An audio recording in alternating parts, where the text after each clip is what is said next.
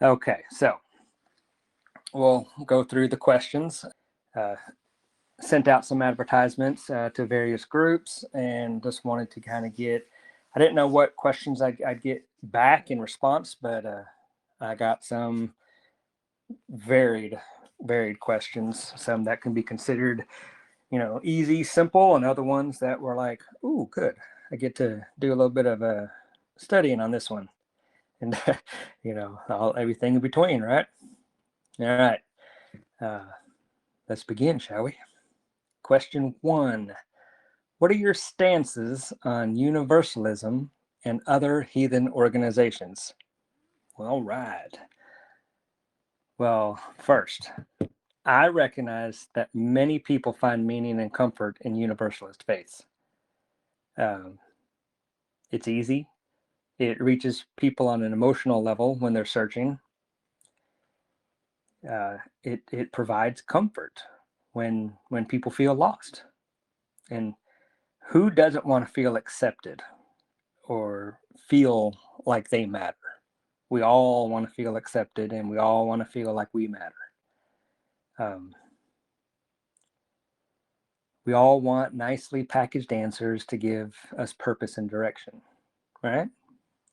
That's pretty universal, pun intended. But so, yeah, it makes sense. But from a settist perspective, universalism carries with it a very unintended cost, a devil in the details type thing, if you will. Um, History has shown us time and again by its nature that a universal faith seeks to bring all peoples under a single spiritual, moral, and cultural framework.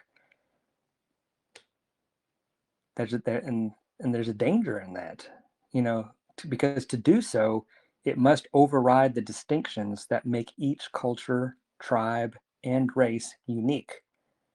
It slowly replaces the native with the foreign. It's when one belief claims to be the only truth for all humanity, it inevitably diminishes the truths that arose organically among the different peoples, the local gods, the ancestral customs, the family traditions, the languages, the folkways that gave life to a culture and gradually replaced by the uniform pattern of a universal doctrine. And this is why Settianism rejects universalism. Okay, certainly, we don't ever want to harm folks. We don't want to persecute folks. We don't want to be negative towards, folks. There's no purpose for that when, people are just trying to live their lives and minding their own business. And you know, we should want, freedom, because we never advocate for any of those negative things. But we reject universalism because we wish that every people, period, can preserve those things that make them who they are. I don't want to take a vacation, hypothetical, just throwing this out there. I don't want to take a vacation to Japan and have everyone be like me. No, I want to see the Japanese art. I want to see I want to have their food. I want to, visit one of their temples and just observe and just experience, you know, um, and and I'll be thankful that they'll have their culture intact. Say, or then I'll hop on a plane and I don't know, go somewhere else, and same thing, India, for example, and I'd want to do the same thing with them. I wouldn't want it to be, well, we're all doing the exact same thing. The preservation of natural diversity through ethnic faiths. Now, in my estimation, I believe that an Indian shouldn't follow an African faith any more than a Chinaman should follow an American Indian faith, or, for that matter, a European following a Middle Eastern faith. Now, if someone chooses to do something like that, it's not my place to put you down or condemn you. You do you, man. It's like that's fine. That doesn't make you a bad person. Certainly not. Um, we all have our choices to make. That's just the way I feel. You know, um, but each people, I believe, should have their own, and they should be proud of that. I'd like to say, like, how should I put this? That okay, I have a family. Why would I turn my back on them and claim to be part of another family? I wouldn't. I have my own. Now, it's been put this way before. We have unifiers who seek to merge all humanity under one creed. Um, and not to be too political, because I try hard to avoid politics, but universalism is essentially spiritual globalism. Now, whereas me, I would view myself as a diversifier, a traditionalist who rejects this, and I want to preserve all the ethnic ancestral faiths of all peoples, period, all of them, the whole world over. Universalism, even when well intentioned, functions like globalism in the political realm. Globalism claims to bring unity and peace, yet in practice, it asks different nations and cultures to surrender their identities for the sake of a single world order. And in the same way, I believe universalism asks people to surrender their ancestral faiths and their cultures and their traditions, etc., in favor of a single divine authority and way of doing things. And that's just one of those things that I like. I personally feel strongly with that. Um, but like I said, if you disagree, that's okay. Not going to dislike you for it. We can still be good. you know. But I'd say this. Universalism can replace organic diversity, or it does rather, with artificial uniformity, because we are tribal by nature. All of us are. It its systems create a spiritual monoculture, which inevitably bleeds into every single facet of life. And to me, that would be a loss for all humanity, because true diversity is having the many expressions the world over. Each people have their own sacred inheritance. They have their own myths, their own rights, their own languages, values, etc. And when these are erased under the banner of universality, of a so-called one, um, there's I just feel like there's a natural beauty and balance to life that's lost, and it goes against natural law in favor of an artificial political construct masquerading as spiritual. Um, Again, I'm not trying to upset anybody. I'm just saying it how I feel. Just being honest. Um, you know, we don't try to tell others to forsake their ways. We're not going to forsake ours. True peace and mutual respect um, comes not from sameness, but from each people standing firm in who they are while respecting the others for doing the same. In other words, I'll respect you, you respect me, and we're good. So while I can respect those who follow universalist faith, that's just a belief that I personally cannot support. In my heart, universalism is like asking me to turn my back on what the gods gave my folk, what they gave my family, what they gave me. My inheritance, my birthright, and to exchange the heritage of my ancestors for a doctrine that seeks to make all people the same, and being foreign on top of that, not Germanic, not European. I don't know. It's just, like I said, not right. But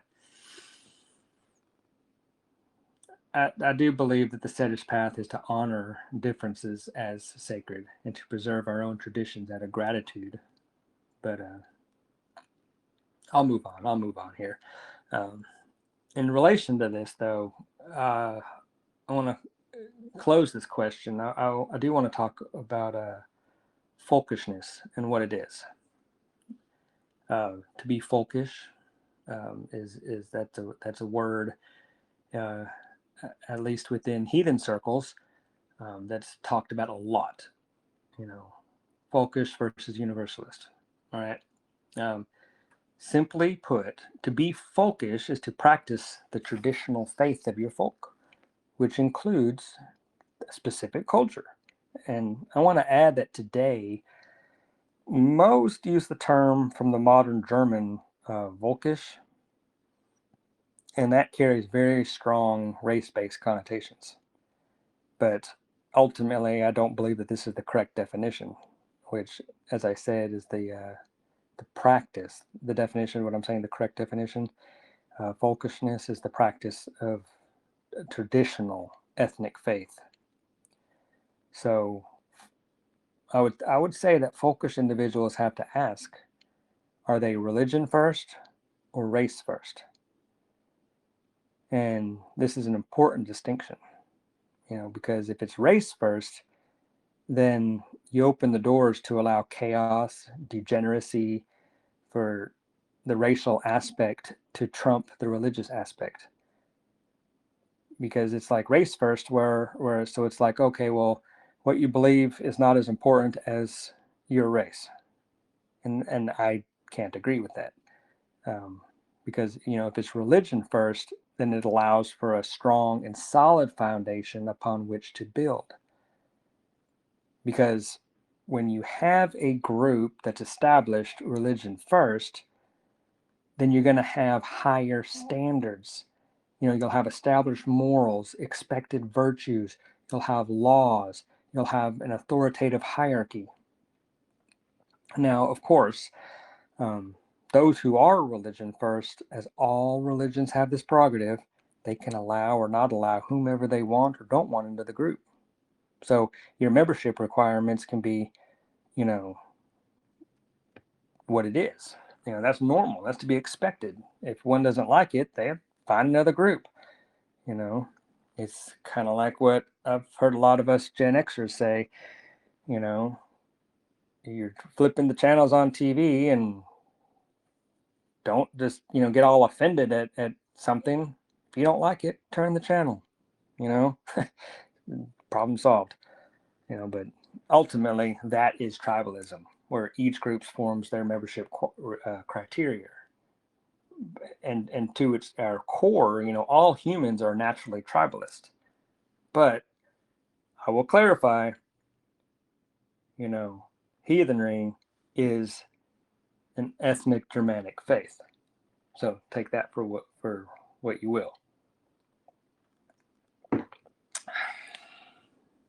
Okay. Oh yeah. I almost forgot. To the question about other heathen organizations, I'm going to say this. Honestly, I don't give them much thought. I'm open to having conversations with anyone. Again, as I've said already, respect, friendliness, good intentions. But mind you, if the individual organization, is knowingly completely different to the degree that they're probably just going to come against me, argue, be argumentative, be contentious, then of course I have enough wisdom just to stay away and leave them be. I'm not going to put myself out there because I don't want to argue with people. I'll have a good discussion with you, but I don't want to argue. Yeah, that's just too much stress. But if we have enough overlapping views with enough agreement to begin with, then a good conversation is always welcomed. I've just learned a long time ago that much effort is wasted and doesn't usually amount to much. No really good comes from it, just unnecessary stress if we're just trying to argue and convincing others that we're right, when in the end, people are going to do what they're going to do. Facts and logic, unfortunately, don't always matter, and it's just one of those things. So that said, I'm not going to name, this or that organization. I'm going to be respectful, but given my views on universalism, my position should be easy enough to figure out if you're familiar with this or that organization. All right.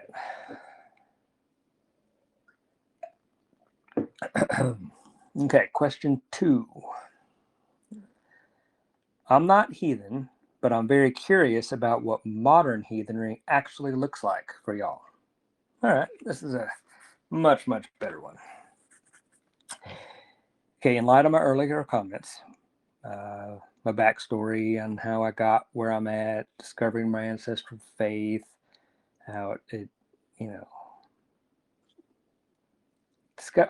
discovering my ancestral faith, it felt like coming home, and I did have some level of comfortability with Christianity, but it was still like staying at someone else's home, even in the happiest of times. But when I returned to my people's faith, I felt, spiritually speaking, like I was home with my family, my dearest loved ones. Staying at a friend's house is all fine and dandy, and you can have a good time and have some great memories, but there's no place like home. No place like home. So, with fetish belief, what can be called traditional heathenry, um, but whatever, heathenry works just fine in the context of this episode.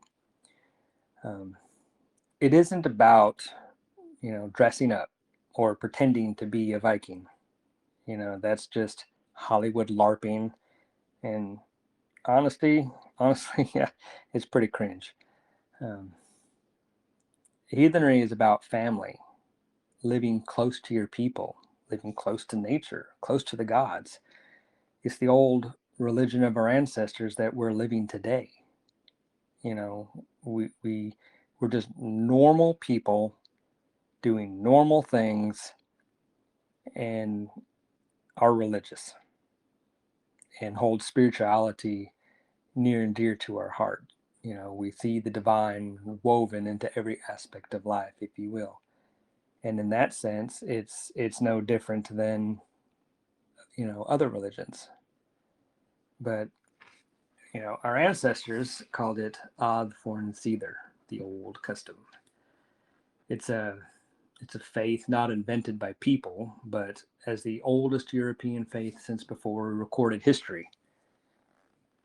Our ways were given to us by the gods themselves through what we call the ancestral endowment.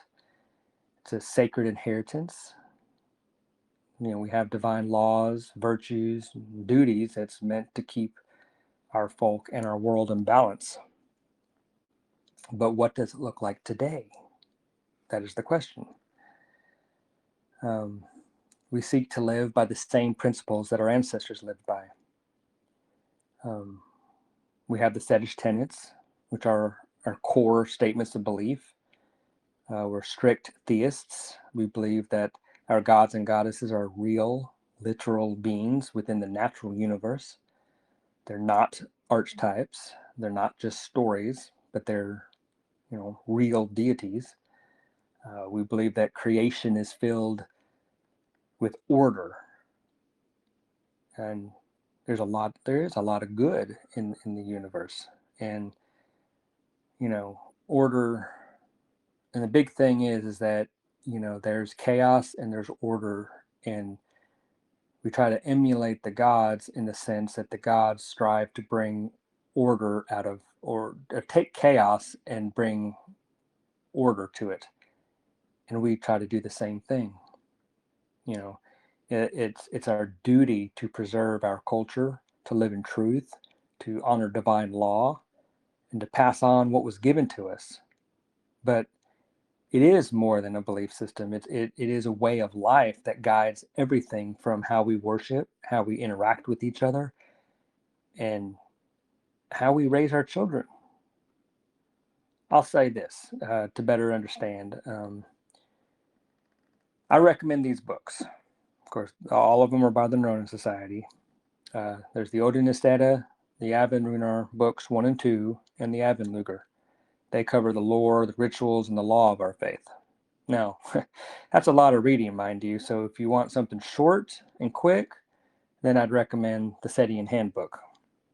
You can all find these on Amazon. Just search the Neurona Society. But Okay, where were we? All right. In discussing heathenry, what does it look like? Um, we recognize something called needs, um, and 9 specifically, that there's 9 forbidden acts that violate divine law. A need is a wrong action, what one might call sin. But I say that very, very loosely, so don't take that too far, okay? Um, they're not just rules to obey, they're more like boundaries meant to protect order, honor, and trust. Um, things like murder, perjury, adultery, sacrilege, greed, thievery, treason, slander, cruelty. These things are needs. They're stains upon one's soul and stains upon your family. When a person commits one, they step out of harmony with both the gods and their folk. Now, we don't believe, I certainly don't believe, that just because someone commits one or more of these things that they're just automatically condemned or ostracized.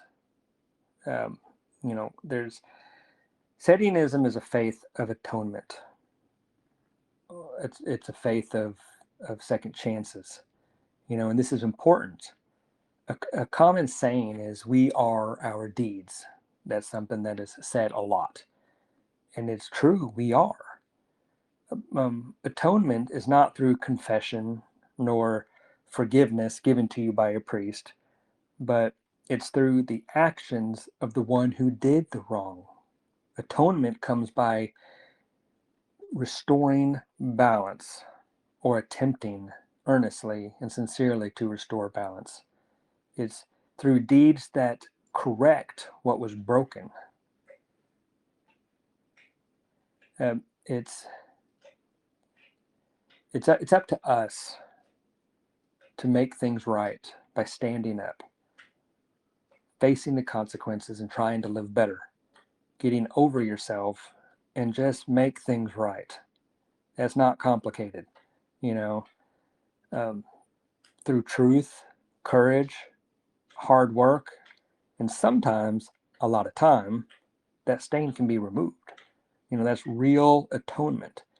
It's earned, not granted. This is a hard concept for a lot to accept. And why do I say that? Because we live in a world where people think that if they just ignore the wrongdoing for long enough, then others will eventually get over it. But that's not how it works. Whether now or later, eventually we got to make things right with those we've wronged. Now, that's not saying if we go to make things right and the other person is basically like, yeah, whatever, I don't care, I reject you. If you did true atonement in your heart and trying to make things right, then that's all you can do. And then at that point, you just have to move on.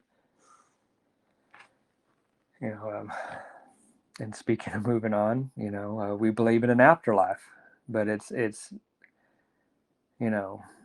not a, there's something that's called a hell thing. Let's say it, that we call it, and it's a divine court of judgment. When a person dies, their deeds are weighed by the gods, and all people go to hell. Hell is a heathen concept. It's a native Germanic, European concept. But hell is a place of peace. Hell is where the halls of our ancestors. It's where we go in peaceful rest, and where we go to in revisit the family line and be with our ancestors. And then from judgment, depending, could be sent elsewhere. Like those whose deeds were those bad deeds were numerous enough, or truly, truly bad individuals never felt remorse or just did, despicable things, beyond redemption, then the place that they go to is what we call Nibelhell. Now, the afterlife is a bit can be a bit complicated because that could be a whole talk in and of itself, but it's essentially a moral system where what's earned in life is answered in death.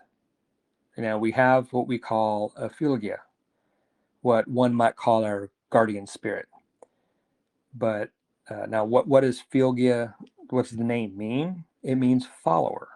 So our Fylgja is our follower, for she's always with us, and when we do stand before judgment, we'll have no words to speak because our time is up. Our deeds are done. They've been recorded. We can't do any more. So it's our Fylgja who will speak for us to the gods, relaying to them our deeds. And so all the more, it's now in this life. This life is the time to be the best person that you can be and to live honorably. Now, our rituals, let's speak on rituals. They're our most holy and sacred actions. We have 3 main yearly gatherings, each with 3 observances, so 9 rituals total. Them being the start of winter, known as winter nights. We have midwinter, known as Yule, and then we have the start of summer, which is generally called Sumermal.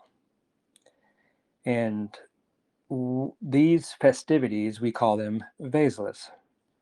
Now, the main day of a Vesla is called the lake, and that's where we gather together, we eat food, we play games, we just enjoy one another and have fun, Then that evening, when it's time to get serious and perform our sacred rituals, then we move on from the time of revelry and games and having fun, and we have a wraith. That's a procession. And that leads us to the holy ground where we honor the gods in worship.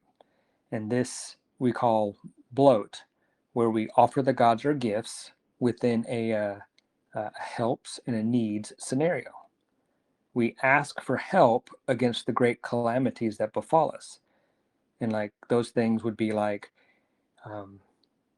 we ask for peace to protect us against strife or war. We offer protection. We ask for protection against harm coming our way. We ask for good health, for protection against sickness and illness. We ask for fertility for our folk so that we can prosper and grow.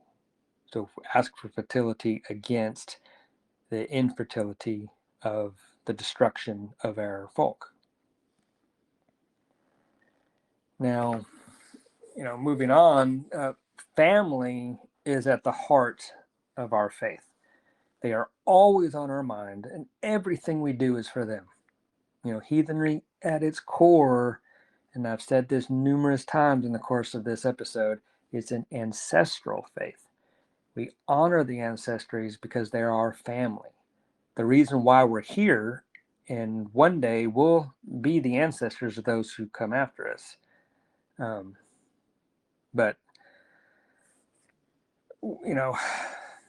when we do something to give attention to the ancestors, we light a candle or we speak their names in story, and that is not worshiping them, in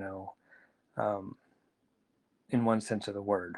But what we're doing is we're honoring their legacy and keeping the chain of connection strong. Their wisdom flows forward through us. Their deeds become our strength. See, we believe that we inherit a portion of their luck. And in turn, we pass down a portion of our luck to our children. And in that sense, we are all connected. But, yeah, we're definitely all connected, and that's the thing about the luck, is that it's not that, when you say, good luck, that it's not just a thing of chance. It's, you know the strength of your luck, is your ability to succeed or fail, the influence that is put upon your actions, whether you to the degree of success or failure that will result, if you will. But anyway, let's move on. A saying that I really, really like, I even have it on my stali, my altar. It's from Beowulf, and it's Gatha wir swahil shall, which is Old English for fate goes ever as she shall. We call fate orlog or wyrd. So I'll talk about fate just a little bit, not too long. I'll keep it short, I promise. So fatalism holds that events are subjected to predetermined actions. Now, there are those that are called the Norns.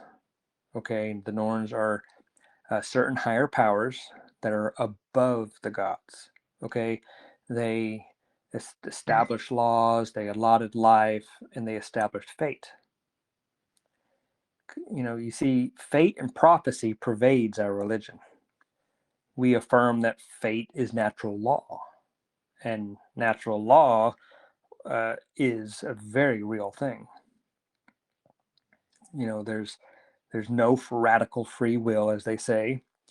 A limited free will, if you will, but not radical free will. All is chance.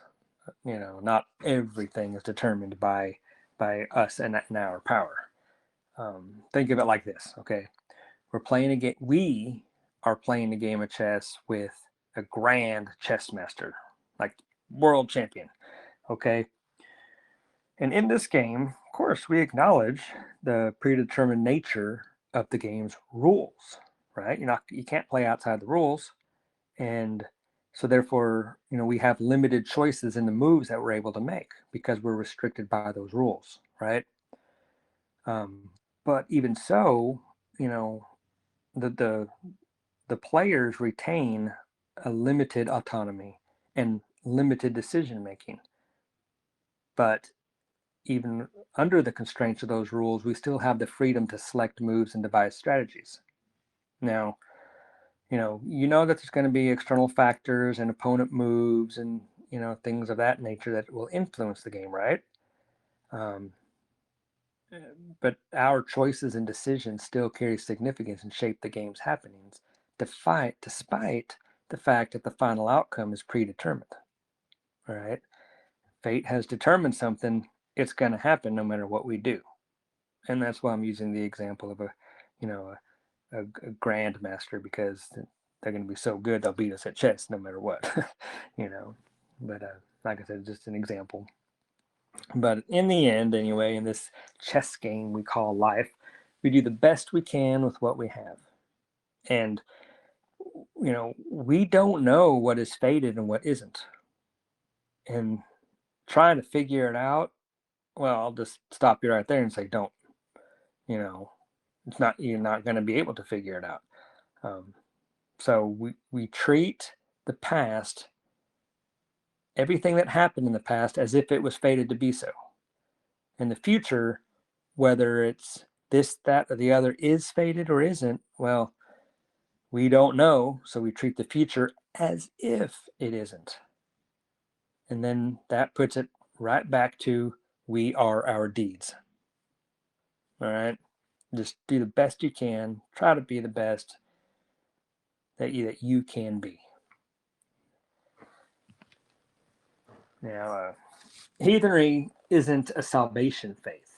We don't need a savior to save us. We don't seek salvation from the world, but we do seek to live honorably within it. Um, okay, one thing that like Christians will say, grace is getting what we don't deserve, and mercy is not getting what we deserve. That's a sentiment connected to believing, as the Bible says, our righteousness is as filthy rags, and talking about us being born into a depraved state. Uh, we don't believe that. I certainly do not believe that. I'll say something akin to whatever life, however unfair it might be, whatever it throws at us, when I stand before the judgment seat, I'll get what I deserve at that time because it'll be based on my deeds. I'm definitely not perfect. I've made my fair share of mistakes, but every single day I try to do better. And yeah, sometimes I fail and I'm like, well, I thought I was trying to do better, and then here I went, screwed this up again. But then there's other times where I'm on a roll and I'm getting better and better and better and better. And it's kind of like if you look at your life, like how it is like a graph, and a lot of economic graphs do this with how prices will rise, prices will fall, prices will rise, prices will fall. But you can't look at that. You have to look at the zoom out, look at the big picture, and despite those rising and fallings, is the trend ultimately rising? Are you trending upward even if you don't feel like it day to day or week by week? That's the main thing. Sometimes we just have to zoom out and put things in perspective. But I feel like I might be digressing a little bit, so I don't know. You be the judge of that. All right. This is what heathenry looks like today when it's lived. Again, it's normal people doing normal things, each trying to do the best we can with what we have. Very family and folk orientated. We give thanks to the gods, love our children. Life's sacred. It's all, like I said, a lot of normal stuff. And that's what I love about it. So, question 3. I was wondering, what would you suggest to someone who is curious about heathenry and perhaps could be shown to them as a way to dip their toes in, so to speak? Well, short but sweet, find others. The internet is a great tool. There are several good chat groups with friendly atmospheres, with a lot of good folk, a lot of smart folk. I recommend finding a setting and they can point you in the right direction. And if you don't know of any, reach out to me. I'm more than happy to tell you and talk to you, and even if you reach out to me and want to find other ones to talk to, that's fine. You won't hurt my feelings. It's all good. Now, I'll say this, chat groups are good. It's good to be in these chat groups, but nothing beats real life. Because in the end, internet is still internet, and we can't allow internet life to be a permanent substitute for our real life. So I always encourage, get out there and socialize. You don't want to be just at the keyboard all the time. That's unnatural. And even if you're not a good speaker or you might be socially awkward, that's okay. I'm an extremely social awkward person. That's why most of the things that I do, I'm writing, because it's not me talking. This episode here, I'm out of my comfort zone. This is just not something that I do, but it is real life. And I am trying to set an example, trying to do something that's good for me, that'll help others. And that's all I encourage other people to do, is just go out there, get yourself out of your comfort zone and just do it, you know. Um, okay. I can give you like a reading list. This actually was another question as far as reading list, but it fits perfectly into the question that I'm already talking about as far as dipping your toes in. So I'll give a short reading list. And, you know, this is what I would recommend on a reading list to get started. Okay. The Setian Handbook by the Nerona Society. And then we have Our Father's God Saga by Victor Rydberg. The Odinist Edda by the Nerona Society. And the Poetic Edda by Caroline Larrington, second edition. Those will give you a brief introduction on the rituals and various things. But a lot of it, most of those are just like the lore, the stories. And so it's an excellent starting point because it gives you something to talk about. Now, if you want to delve deeper, now I would recommend the Voluspa translation by Keith Osgood. Best translation out there, hands down. That's a must-have.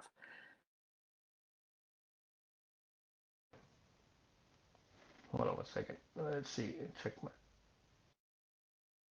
Okay, but Keith's translation is way better. Fantastic. Um, I have a book out there, Trnotherboke, The Loyalty Writings. That's a good, easy read. If you want to get more into a little bit of the philosophy, there's the Otis book by Mark Prier. And now there's heavier reading.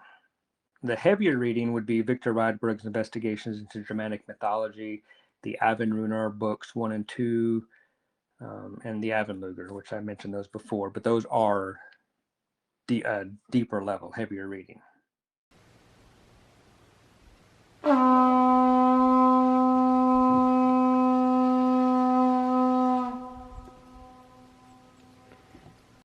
Question 1. Who would you give credit for bringing modern day Odinism, Asatru, Wotanism, heathenry, etc., to America? Okay, well, like most things, answers are not always cut and dry. I really can't limit it to a single name. Now, as far as specifically to America, well, let's see. Maybe I can just talk about several names who, as in the revival of heathenry. There are several names to be sure. Kind of like and they came in groups, like series of waves, or what I like to call awakenings. But before we get into the awakening periods, we got to start with the man who planted the seeds long before any revival took root, and that's Victor Rydberg. Before the first organized heathen groups even existed, back in the late 1800s, there was Victor Rydberg, and he was the first scholar who actually treated the Germanic writings as a coherent religious system, not just scattered folk tales. And that's very important. That matters, because everything that we know today about rebuilding the old faith, and as us Sedish like to say, the epic method, Setian orthopraxy, all of it, can trace its roots back to him. He gave us more than a method, though. He gave us the keys to the whole religion.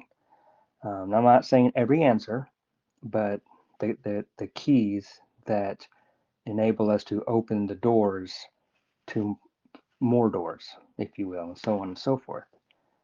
He reunited the myths into a single epic. He showed that our gods are real, living beings. He taught us how to read the names and kennings that unlock the hidden stories. He insisted on fidelity to the Eddas.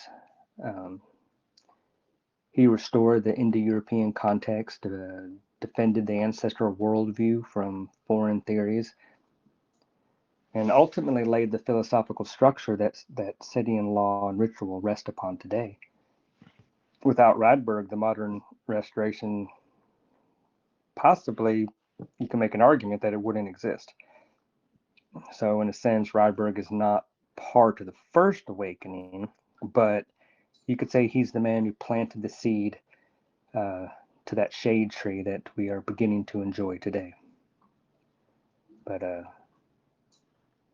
don't want to get too deep into Rydberg. I would refer you to another episode. So if you want to hear more about Rydberg, go to Pagan Revivalism, and there's been a couple episodes. Him and some of the folks from Neurona, and especially the mythologist William Reeves. So go back, check out his channel, check out those episodes. It was great. So, okay, we have the First Awakening, the first time in the modern age that someone stood up and said, the old faith of our ancestors is not dead. And I'd say a few people embody this.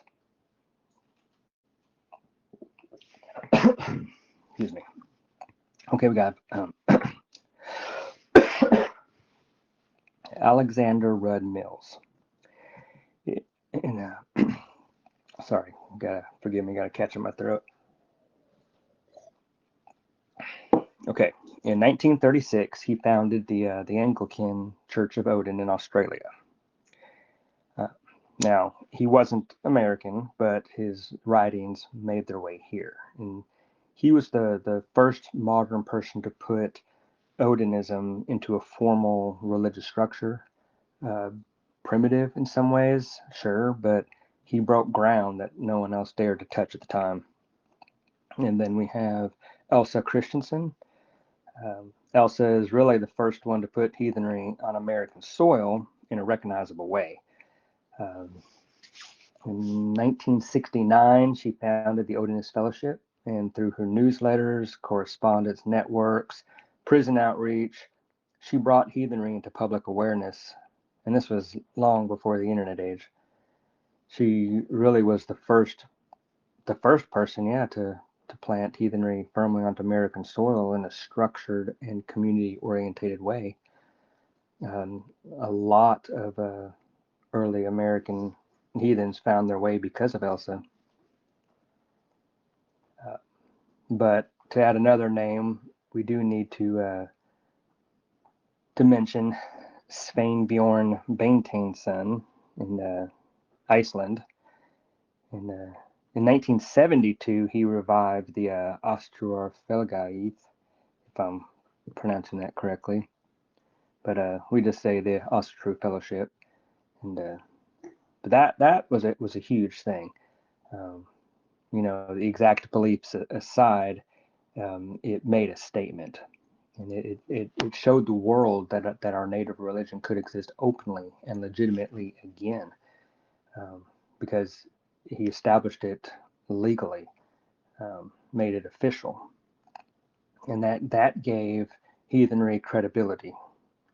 So basically, the First Awakening would be Mills, Christensen, and Beinteinsson. You can call them the trailblazers. Now, for the Second Awakening, I generally give credit to Stephen McNallen for ushering in that the Second Awakening. In 1970, he founded the Viking Brotherhood, and then the Ásatrú Free Assembly in 74, and then later the Ásatrú Folk Assembly, as we refer today, the AFA, in the mid-90s.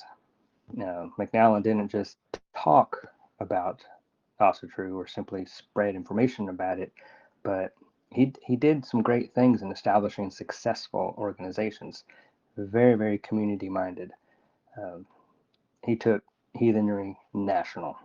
He built the first big American heathen organization with membership, gatherings, publications, outreach, the whole thing. And that ultimately marked a shift from pioneering efforts into structured movement. I did have the pleasure of meeting him once, many years ago. I was new to the faith back then, so it was pretty cool for me to be there and be able to meet him.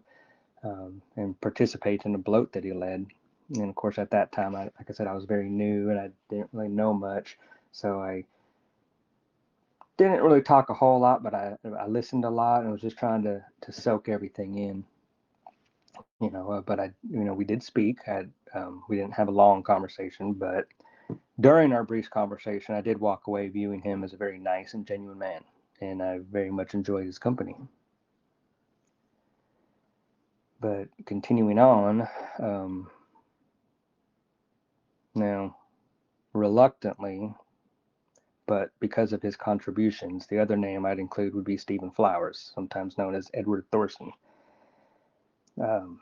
He's written a ton of books on runes, magic, Germanic occultism, etc., all the way from the 80s till now. Currently, he's still writing, and he really shaped how do I put this, the esoteric dimension of the revival for not just a generation, but more than one generation, being as long as he's been working.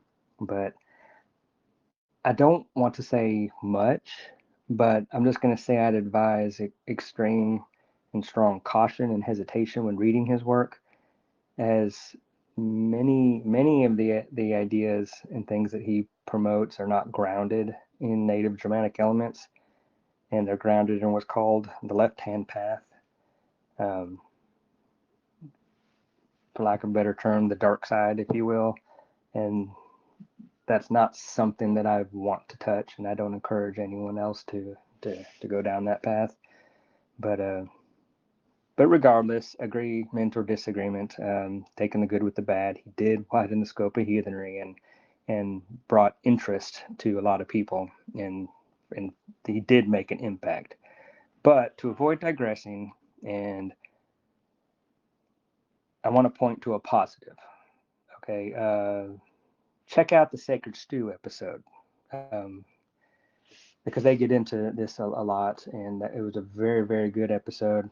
The Sacred Stew, then it's called The Fathers of Asatru, Cults of Personality and Heretics. James from the Pacific Northwest Wolfpack was the host. So go check that out. It was good.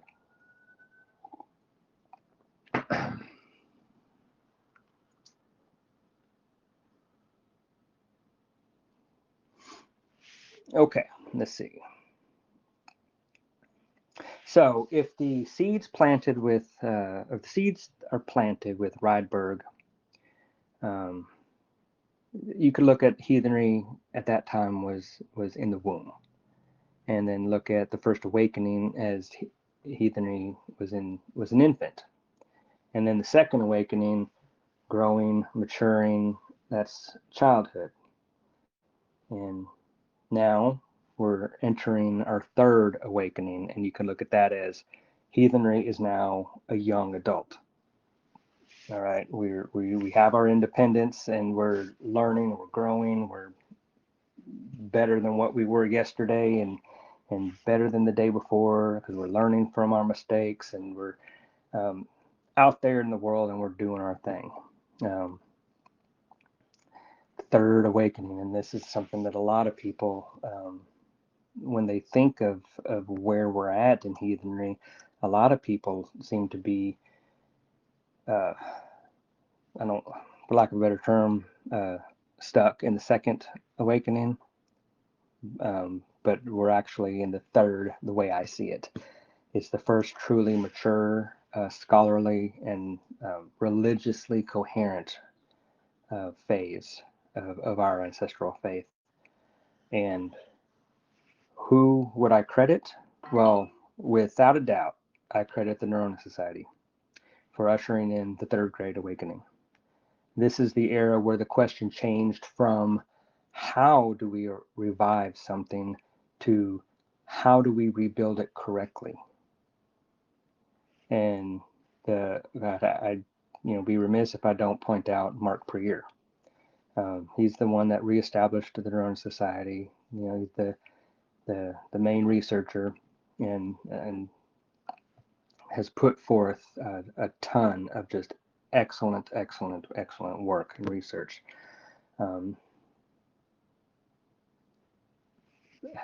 building the structure, solidifying scholarship, applying theological precision, um, all the stuff that is needed to for our religion to be considered a legitimate religion.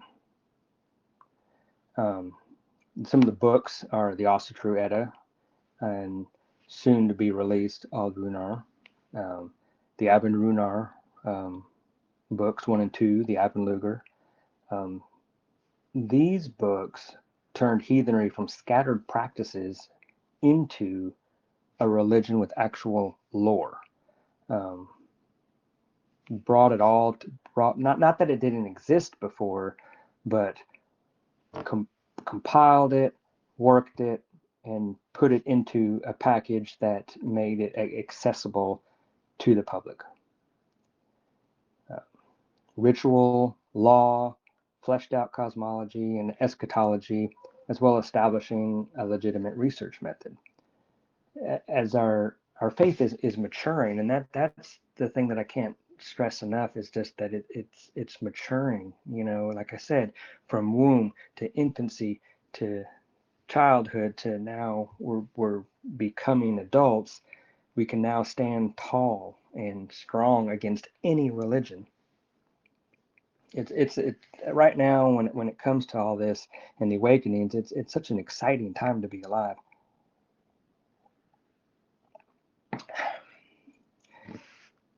Now, also someone else that I would like to mention is William Reeves. His website, GermanicMythology.com, is bar none, it's top notch, and one that I have permanently bookmarked.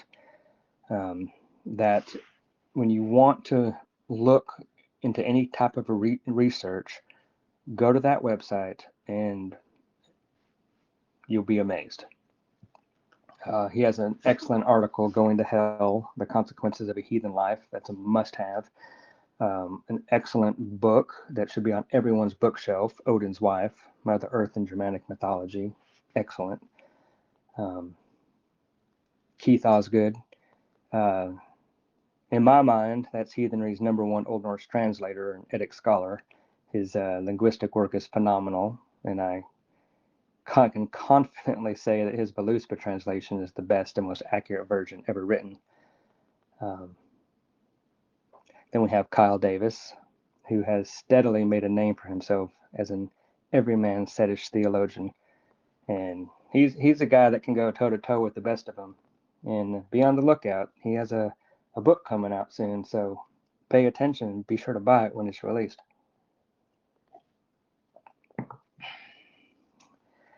So I guess that about sums it up on the awakenings, and the folks deserving credit for helping to usher in this rebirth of our faith. I won't say too much about myself, but like all of us will say, should say of ourselves, may history remember our contributions, and hope that we can have seats at the table.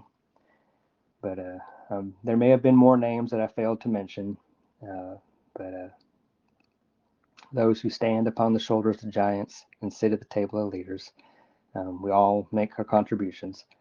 But at the end of the day, it's just all about helping our folk embrace Sedish belief as a living, breathing way of life. Fate is what it is, and we all do what we can, and with each wave, with each awakening, as it's playing its part, and each person prepares the way for what comes after. Again, standing on the shoulders of giants.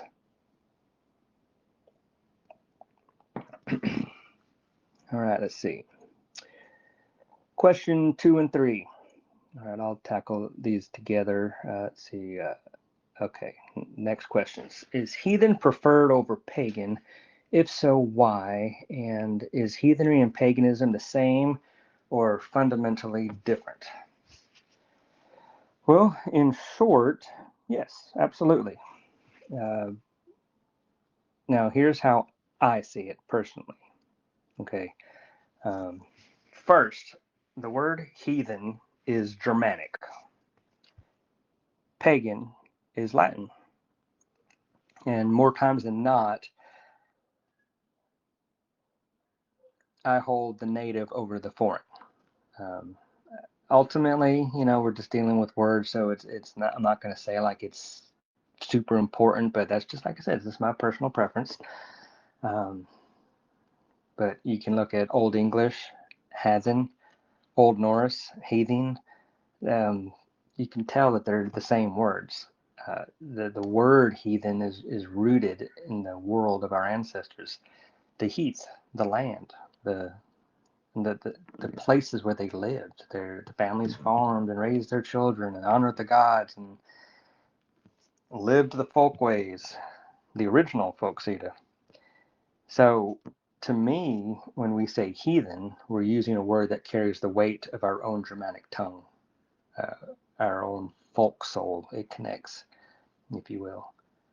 Um, yeah, it connects to the culture and the worldview of our Germanic bloodlines. As a word, heathen is a compound word of heath and the suffix en, which just means of the heath. So it's like of the countryside, like out in the country as opposed to urban areas, if you will. In its original usage, aside from denoting those who lived in the countryside, heathen referred to someone who wasn't following an Abrahamic religion, namely Christianity or Judaism. And in modern times today, we've reclaimed that term as a moniker of pride for our heritage, as in, yes, I am a heathen. I am proud of my heritage and in the belief in the gods of my people, and I believe in my people. Now, pagan is a Latin word, paganus. I don't speak Latin, so hopefully I got that right. But it was a Roman and a later Christian label, but it was used as heathen was to refer to anyone who wasn't Christian. It didn't matter if you were Germanic, Greek, Celtic, or Asian for that matter. If you weren't Christian, you were an outsider, and even in one's own native lands. But therefore, a pagan. So, you were a pagan or you were a heathen. So, essentially, heathen is just preferred over pagan because it evolved to specifically refer to one who practices the Germanic faith. Heathen is ours, pagan isn't. Uh, but like in the context of how it's used today, pagan is used very broadly. That it it barely means anything without asking what does it mean. It has mixtures of Wicca. It could be Hellenic polytheism, New Ageism, occultism, uh, makeupism, everything in between. So if you just say pagan, it's like, well, again, what does that mean? It's not a bad word, of course not, but you just don't really know what it means. Um, yeah, because like if someone says, I'm pagan, and I'm like, and I don't mean this in a negative way, but it's like, I'm like, okay, cool. But what does that mean? You know, I kind of reject the whole mixing pot approach, if you will. Um, but well, I do refer to myself as a heathen, fetish specifically, but I also recognize that the word heathen as well can mean many things to many people. Um, and that's the thing that I like about Sedish is because we're reconstructing and reviving a specific religion, the native Germanic faith in as an authentic and historically traditional manner possible.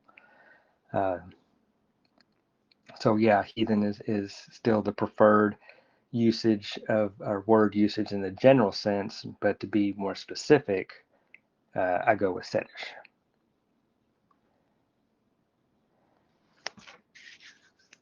Because yeah, when you look at a lot of the, there's a lot of there's groups out there, a lot of people out there who base their spirituality on their feelings or personal opinions. They're very anachronistic. They cosplay, dare I say, LARP. Um, but the Sedish path is built on attestations, attested lore, law, ritual, ancestry. It's not eclectic. It isn't universalist. So using pagan to me muddies the waters and drags us into conversations that aren't ours. And again, while I do use heathen to avoid confusion, I just say Sedish. And again, if someone wants to, use pagan, that's perfectly fine. They just, just have to explain, like, what exactly are you? Which is fine. It's just, it takes an explanation.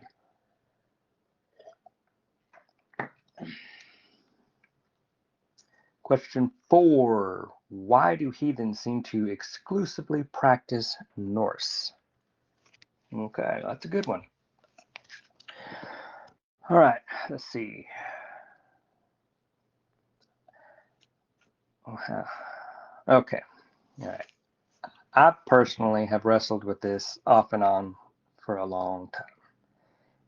In my own journey from beginner Norse to Anglo-Saxon Reconstruction, to the expression of the American Folcweard, but in regards to quote unquote exclusively practicing the Norse, it ultimately isn't about trying to be Scandinavian or LARPing as Vikings or choosing one tribe over another.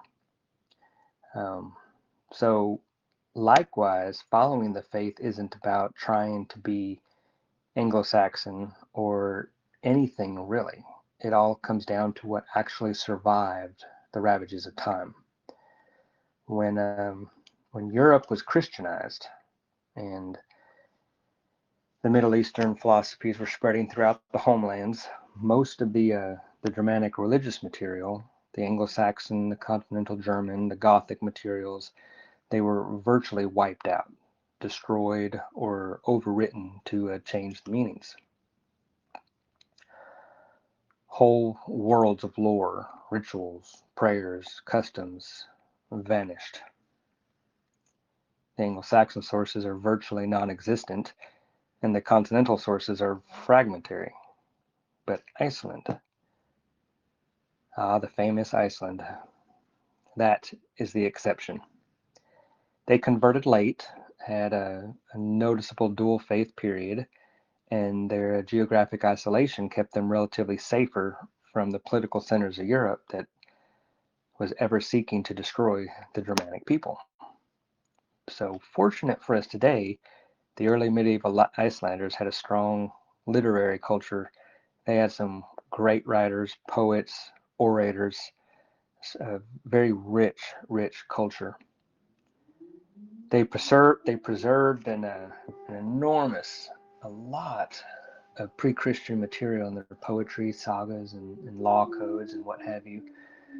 And so ultimately, if someone today wants to understand the Germanic religion in any real, structured, faithful way, you have to look at the Old Norse sources, because those are the bulk of sources that survived. Well, I'm being distracted. I hear a whole bunch of sirens out there. I don't know if y'all can hear that or not. Something's going on. Okay, I'll just continue just in case y'all can't hear it. So yeah, I'm just saying, because of everything that has been lost and destroyed, that you have to look at the Old Norse sources, because the overwhelming majority of everything about the faith, about the history, is written in Old Norse.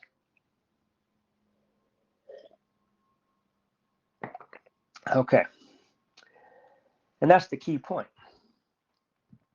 Heathens using Norse sources today aren't necessarily saying, I'm Norse, or my ancestors were all from Scandinavia. But what we're really saying is this is the surviving doorway into the religion of our folk. Our ancestors were the Anglo-Saxons, the Norse, all the various Germanic tribes, and they all practice virtually the same religion, just with different cultural expressions. They had the same gods, the same cosmology, the same general worldview. They just had different dialects and eventual languages, and they had different cultural traditions. It goes back to the traditions, capital T, traditions, lowercase t. Um, an example is that they basically shared the same cosmology, moral framework, ritual framework, the same gods. They had the same ancestors, and all of that shaped how they thought and lived. So really, the Norse is the easiest to focus on because of what we have, considering the abundance of sources in comparison to the fact that the Anglo-Saxon and continental uh, Germanic, uh, they, how should I put this? The Anglo-Saxon and the continental German, they can't accurately be reconstructed on its own, not unless one relies on a lot of UPG or foreign elements. So that's why the Norse sources are looked at so much and so highly. Um, the other cultures are certainly just as important, but when all we have are fragments, hints, some charms, some law codes, there's some medical texts, and yeah, we can definitely use all that, and we do, but it's not enough to build a full religious system with any confidence. Again, unless you go back to UPG, otherwise just making stuff up, or incorporating a lot of foreign elements. And you really don't want to do that, not when we have enough Germanic sources that can reconstruct.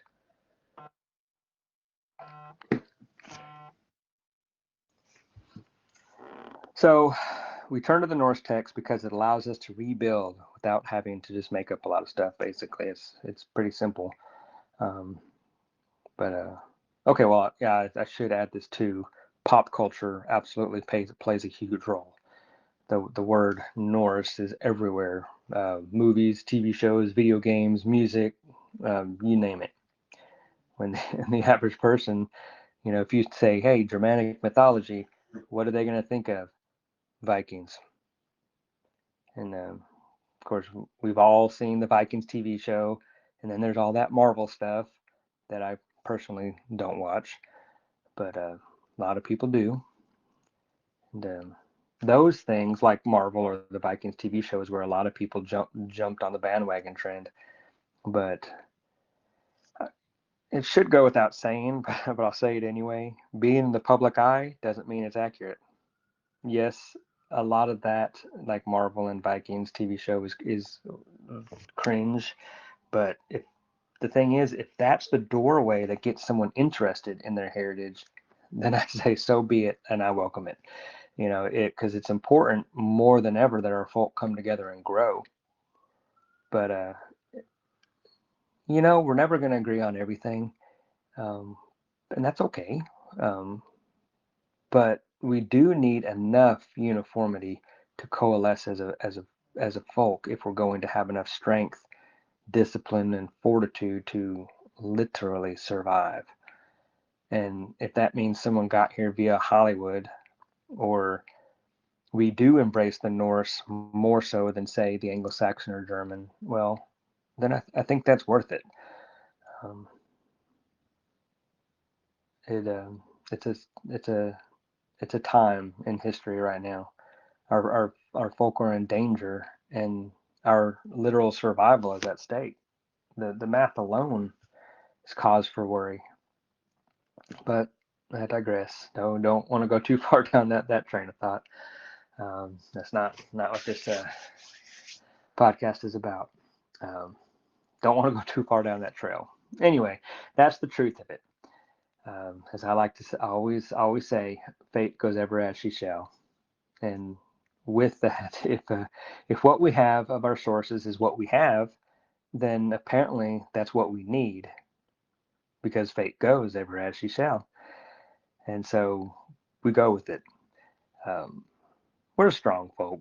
We'll survive. I have hope.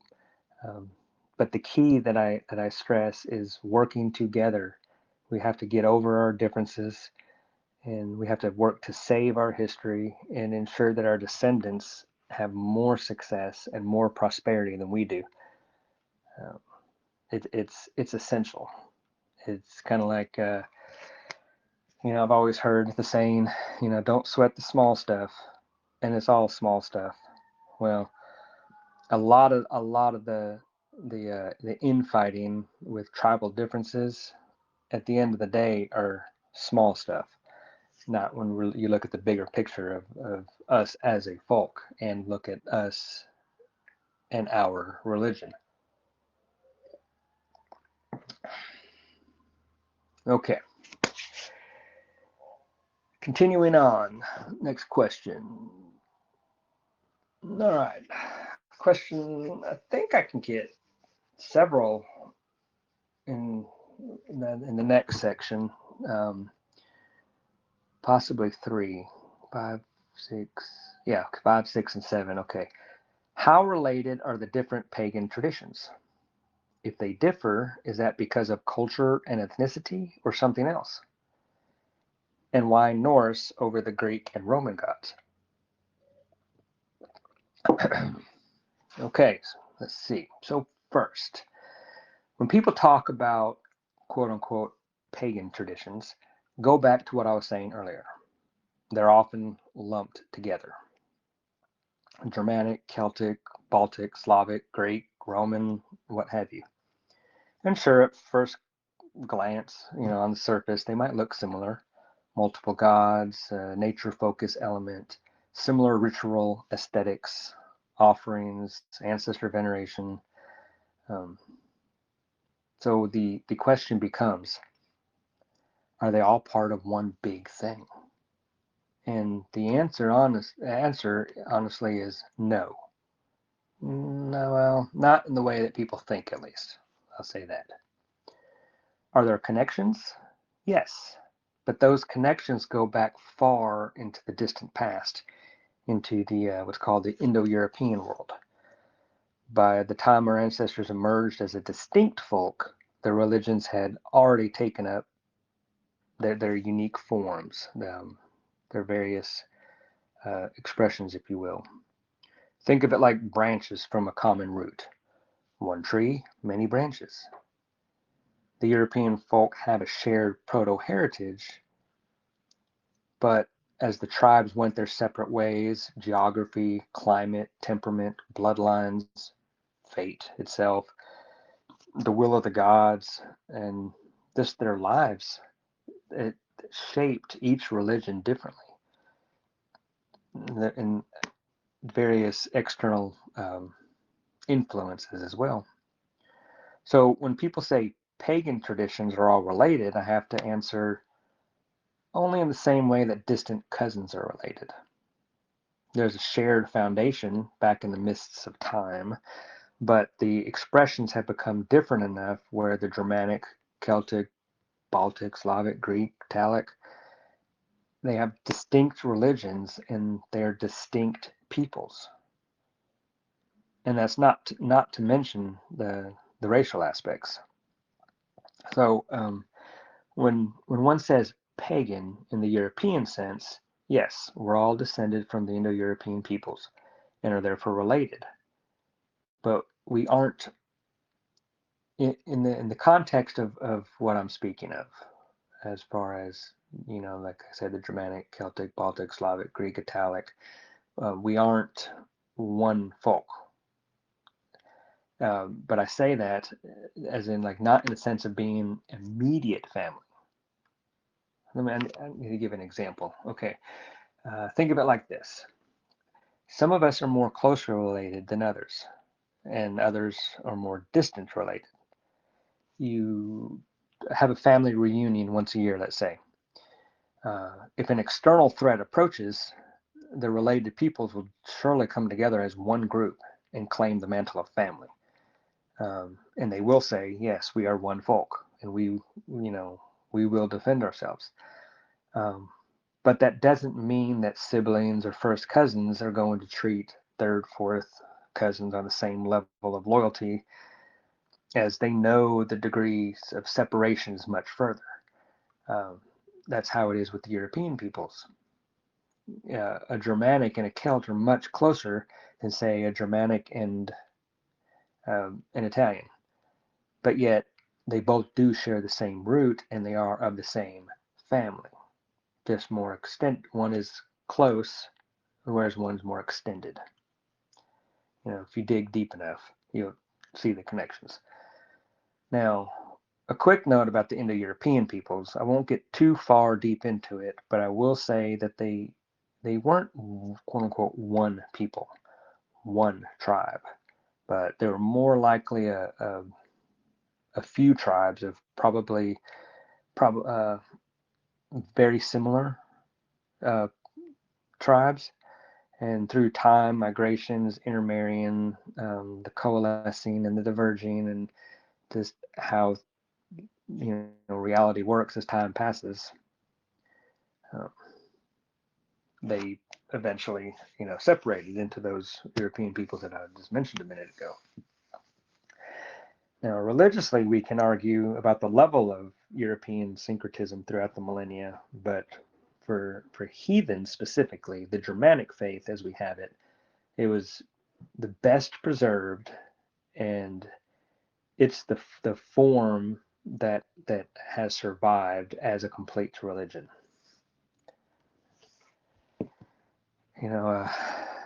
Each folk have their own rightful faith given to them through the ancestral endowment, tied to their fate, their land, and their blood. Religion, I don't see it as a chosen thing, but it's an inherited birthright. It's woven into the fate of each folk. So in that sense, the differences between traditions aren't random, nor are they superficial. They arise from ethnicity, the folk soul of a people, culture, the customs and worldview shaped over centuries. They arise from the environment, the land, the mountains, forests, coastlines, the sea, the seasons, the winters, summers, the migrations from one land to another, and all the evolution that it all brings. History, the war times, the peace times, the alliances, all the politics, the tragedies, the triumphs. Then there's divine relationship, how the gods of that folk have been manifested among them. But you take all of that, and the Germanic religion belongs to the Germanic folk. The Hellenic religion belongs to the Greek folk. The Slavic religion belongs to the Slavs. And the Celtic religion belongs to the Celtic peoples. Now, of course, all of those terms can be broken down and gotten into a whole lot more in depth.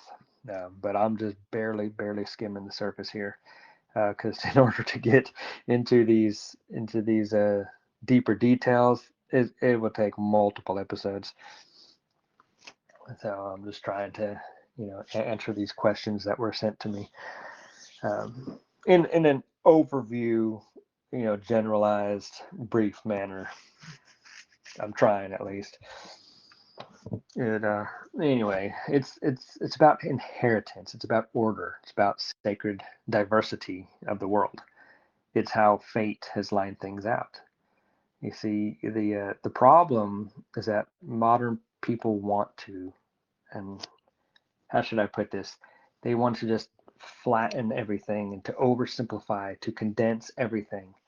They want one generic, quote unquote, paganism, as if Woden and Zeus and Lu and Ra are all sitting in some, I don't know, cosmic conference room together, or that they're all the same God. And that's not how any of this works. That's if you apply all that across the board, that's universalism and syncretism. But now, is there some overlap? Yes. Sometimes there are correlations, between this God of one and that God of another. But um, in every case, the gods are not a one for one, interchangeable, if you will. Um, they are real beings tied to real peoples. And when you ask, are the pagan traditions related? The truth is, yeah, they share an ancient distant root, but they're not the same. So when asked, are there differences a function of ethnicity and culture? Yes, because a people's gods, their worldview, their law, their moral expectations, their mythic history, all of that emerges from a people's lived reality. Religions can't simply be swapped around without creating disorder and perverting the culture of the folk. A true culture that is a culture derived from a people, it arrives from the people's race, which in turn originates from their gods. And with this, Mark Prier wrote an excellent essay on the ancestral endowment. Um, that'll be good to discuss for a future episode. But in, but with that, look it up on a neurona.org website and look up ancestral endowment. Excellent writing. So anyway, to close this topic, I want to now this one I'm going to read. So let me look it up right here. Okay, yeah, the third through seventh tenets of the Setter's faith, because I think the third, fourth, fifth, sixth, and seventh tenets go perfectly with what we're talking about. And then, of course, I don't have them memorized word for word. That's why I'm going to be reading 3 through 7. Okay, 3. We model our lives upon the traditional worldview of Germanic polytheism. 4. This belief represents all the tribes of the Germanic peoples and their descendants. 5. Our culture is the traditional ethnic expression of our folk, and it is our duty to preserve it. 6. We reject all forms of syncretism and universalism, as this denies the uniqueness of our tribal divinities. And 7. The gods gave us their sacred teachings, which we live in accordance with. Okay, well, hopefully I didn't come across as rabbit trailing, and you got the gist of what I'm saying. We'll go on to the next one.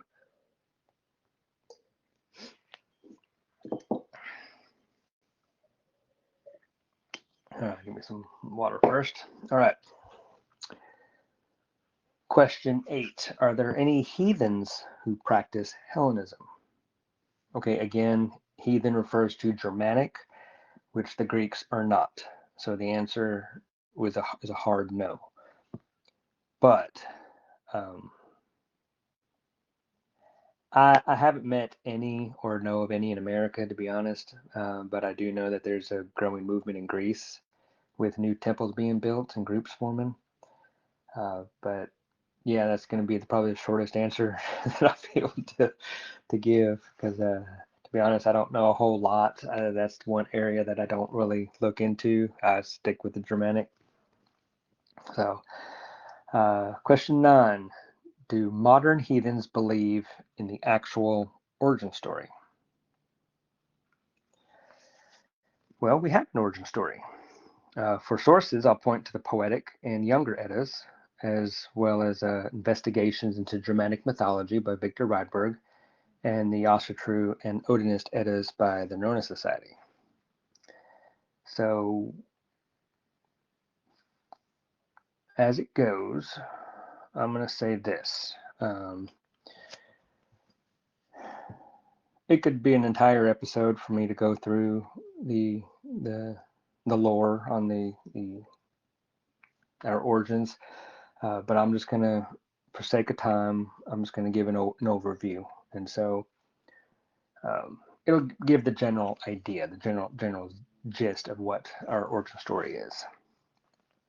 Okay, so as it goes, in the earliest age, the Earth didn't exist, nor the heavens above. There was only Gununga Gap.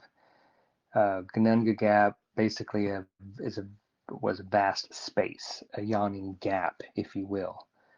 Now, this wasn't nothingness, but more akin to a field of latent potential, a chaos before existence took shape.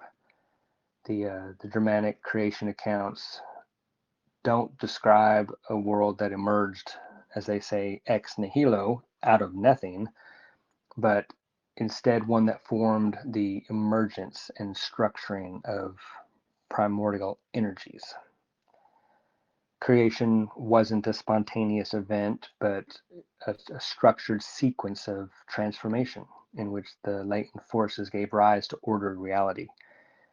Uh, to the south of Gununga Gap, the realm of Sokdalir, the domain of consuming heat and transformation, it arose as an expression of expansive energy, entropy, and motion, that which drives change.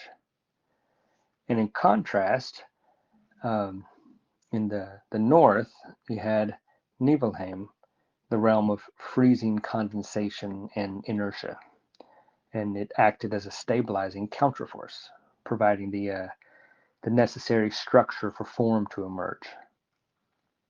Their their interaction at the heart, at the center of Gununga Gap, it was not random chaos, but it was a process that was dictated by fundamental laws, namely Urlog, or the neutral force of fate. And again, I want to emphasize neutral force. When the frost of Nibelheim drifted into the gap and met the heat of Sokdalir, something happened. Not chaos, not random mixing, but a lawful interaction. When ice and fire met, they didn't clash in disorder, but they triggered a kind of cosmic structuring, the creation of the three wells that form the anchor of existence itself. You have Urtherbrunner, Mimithbrunner, and Hvergelmir, or Urdswell, Mimerswell, and the Roaring Cauldron.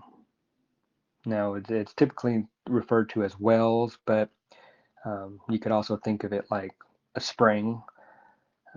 But they stabilized creation, prevented collapse, and set the stage for Yggdrasil itself, the world tree that grew out of the wells.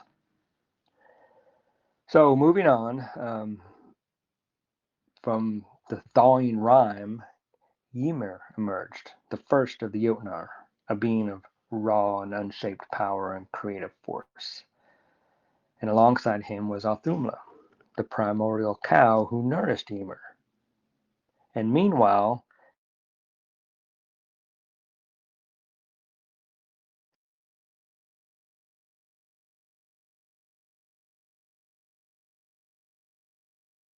while chaos ran.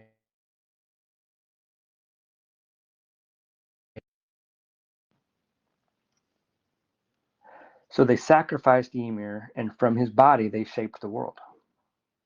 His flesh into earth, his blood into seas, bones into mountains, skull into sky. And they made Midgard, the middle yard, earth. Creation wasn't finished, though, far from it. In Midgard, walking the seashore, the gods found two pieces of driftwood, lifeless, without purpose, without Urlog, without fate.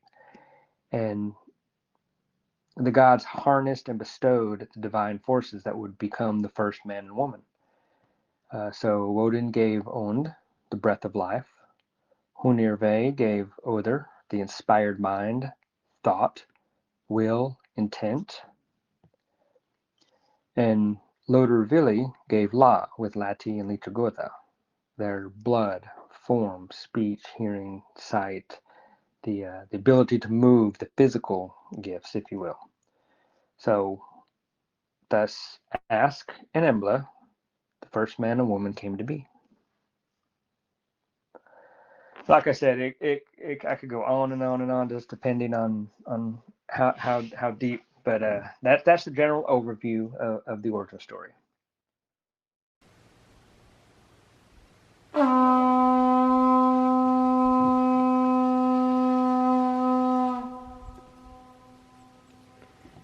I've heard people say that the gods were once ordinary people whose deeds earned them so much renown that the stories passed down through generations became legends and eventually a religion. Okay, so this idea is an old one, but what you're describing is euhemerism.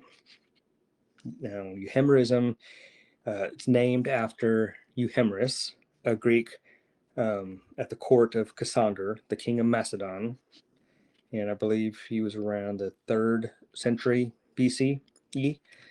Well, anyway, Euhemerus created a rationalizing method of interpretation, and we call it euhemerism after his name, of course. So his method interprets mythological accounts as a reflection of historical events. It interprets mythological characters as historical figures. It interprets gods as men, you know. And really, when you look at it, when applied to the gods, and it doesn't matter if it's the Germanic gods of Thor or Woden or any god of a different religion, Jesus, Krishna, Quetzalcoatl, whoever. It's essentially atheism, and it really is. It takes the gods and it humanizes them. It neuters religion and turns worship into a kind of how can we put this, mistaken memorial, if you will, or worse, a con job.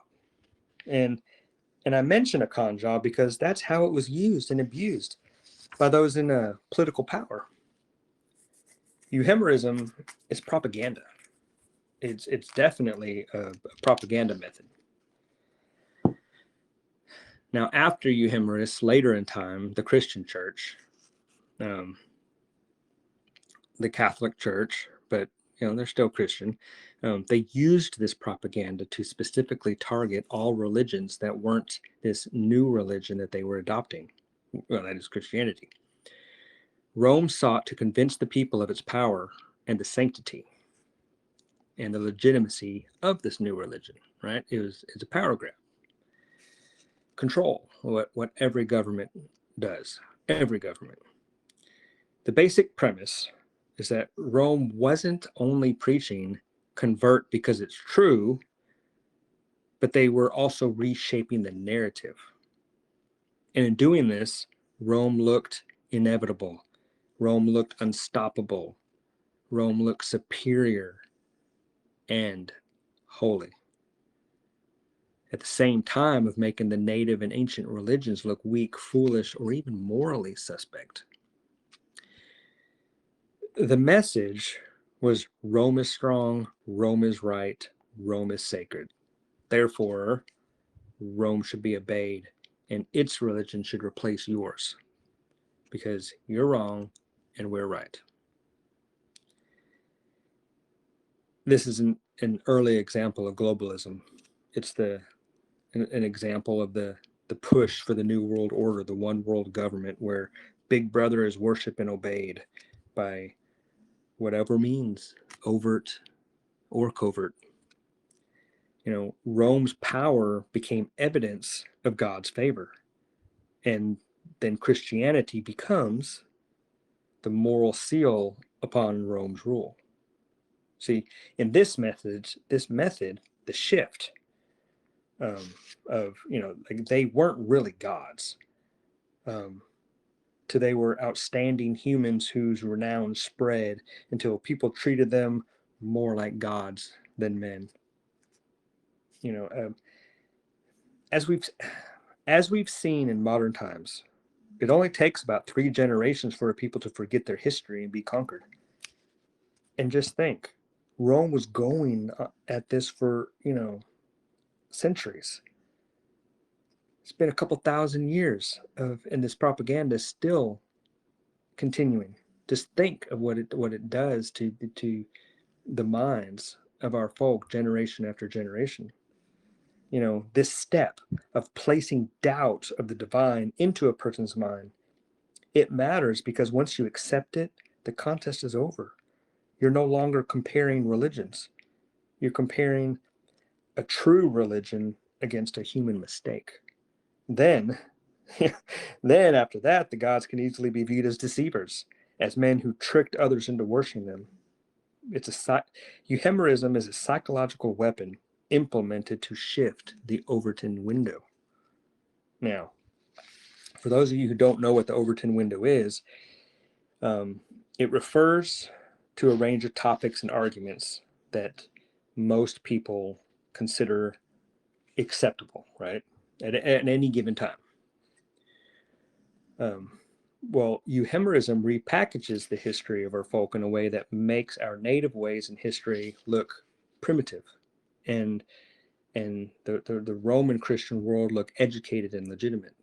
So really, that's the mechanism. Once you see it, you stop treating it like an innocent theory or idea, and you start seeing it for like what it is: targeted propaganda.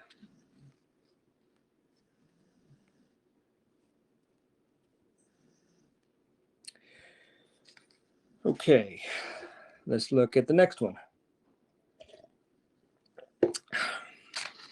All right, question 2.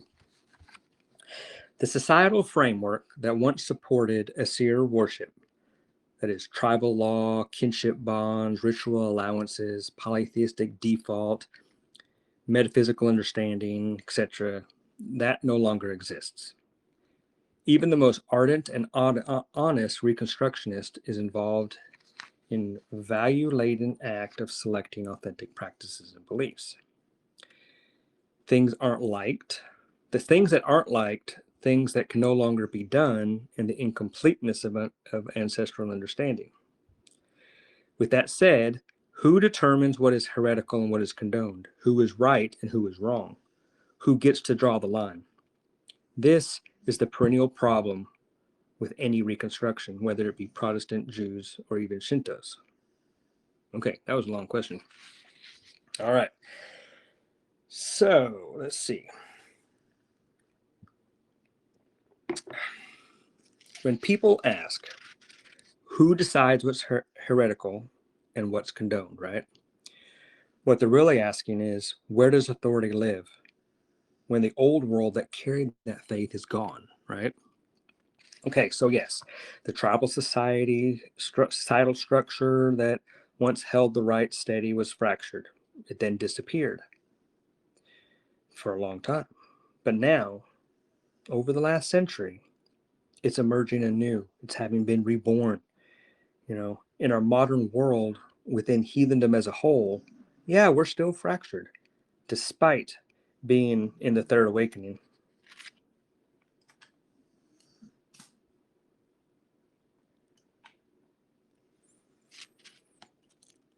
We're not all in the same networks.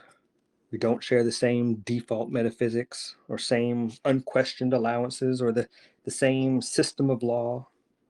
As a whole, right? We haven't come together yet, but our religion is here and now. And this is why the work of the Frithstead and the Nerona Society is so important, to get the message out there that we have what we need and that we're back after centuries of being pushed down, belittled, persecuted, and forgotten.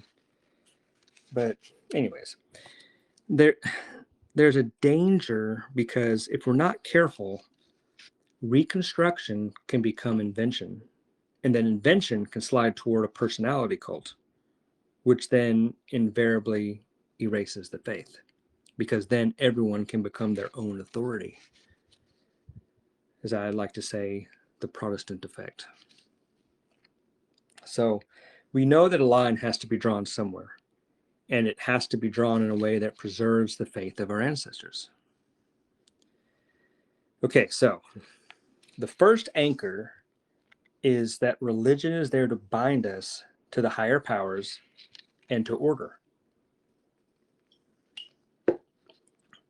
Religion isn't meant to be reshaped to fit our personal opinions. We can't just make things up or push away what we don't like or elevate anyone over the gods and the ancestors.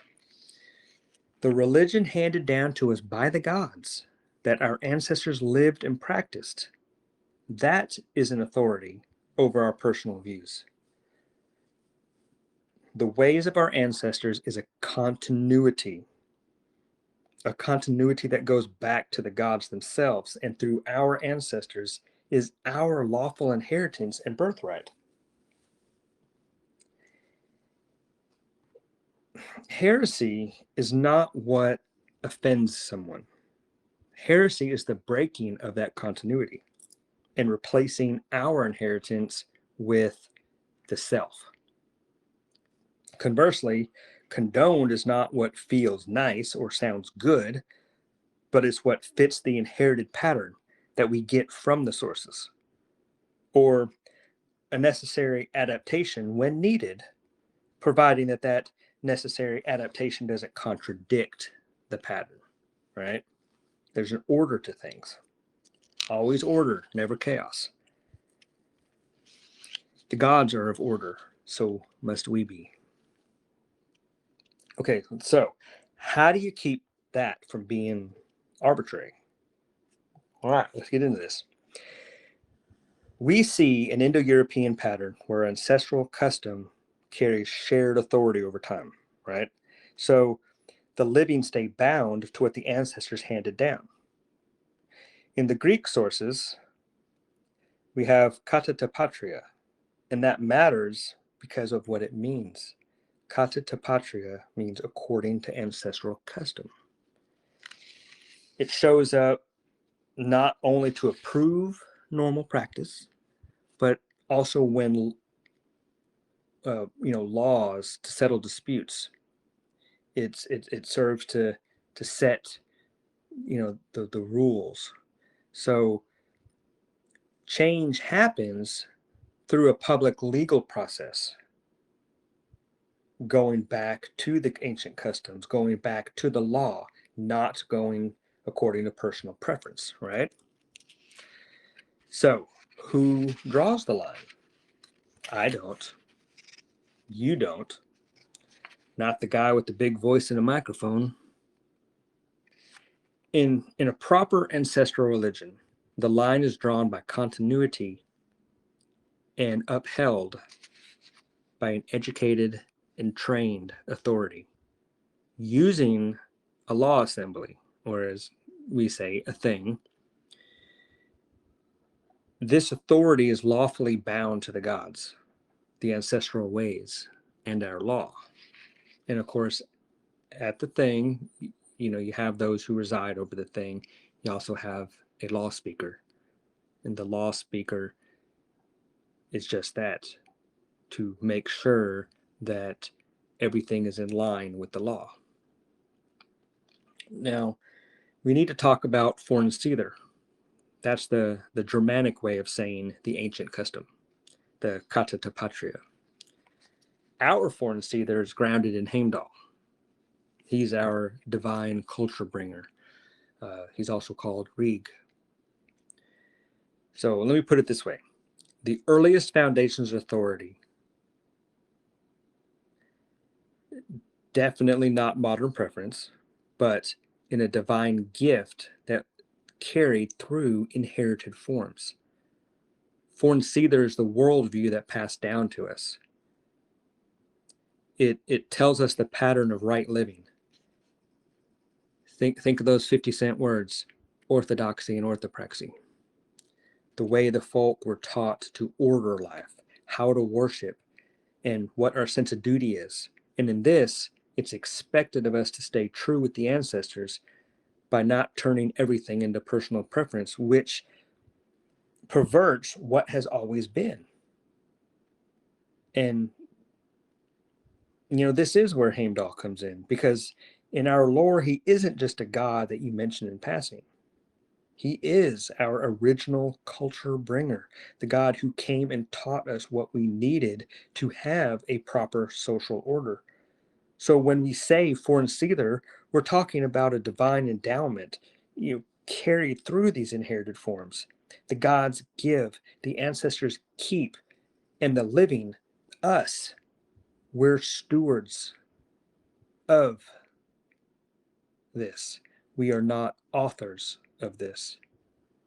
So, okay, we're discussing the why behind authority, but the how is important as well, because even if everyone agrees that the standard is inherited and was kept by our ancestors, you're still going to get disputes.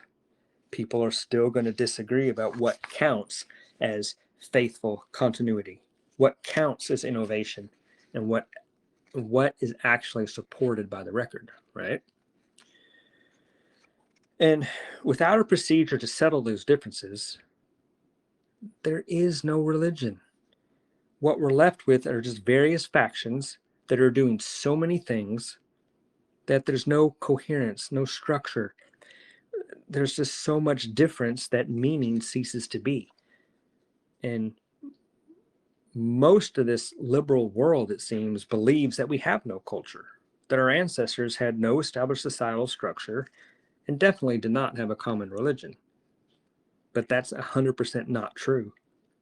And by heathens today continuing over and over again after all these years to argue against everything that speaks to our ancestors having a unified religion, and fighting up against those of us who, through attested sources and research, have proven that we do have a religion, I'm just going to go ahead and say it. They're just believing the liberal propaganda and serving that agenda, regardless of how quote unquote folkish one might think that they are.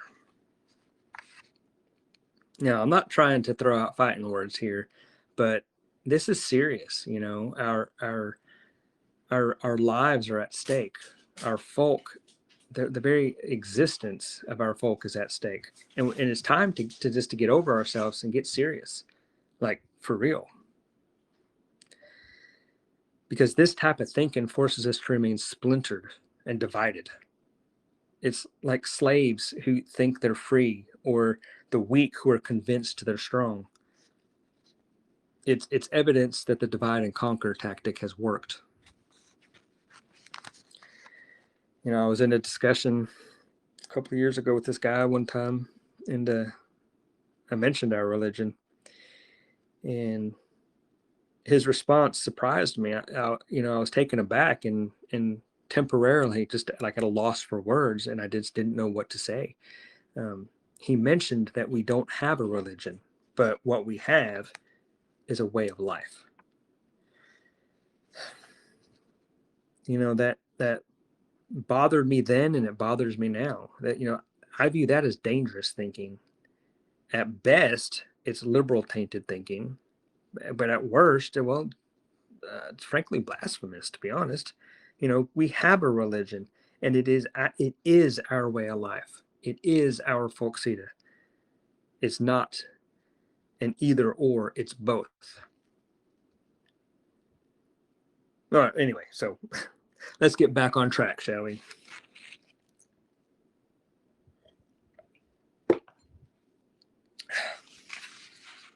Law is not an optional add-on, right? It's something that at the heart of existence itself, it's at the heart of existence itself, yeah, you could probably tell by my voice, I got a little worked up over there, but it's definitely not anger, it's just passion, and on a quick little side note, to be honest, I wish more of us were passionate and fought for this faith and fought for our folk more. It's definitely needed. And I know a lot of people who are doing just that. And, I won't name names, but yeah, I see who you are and I commend you.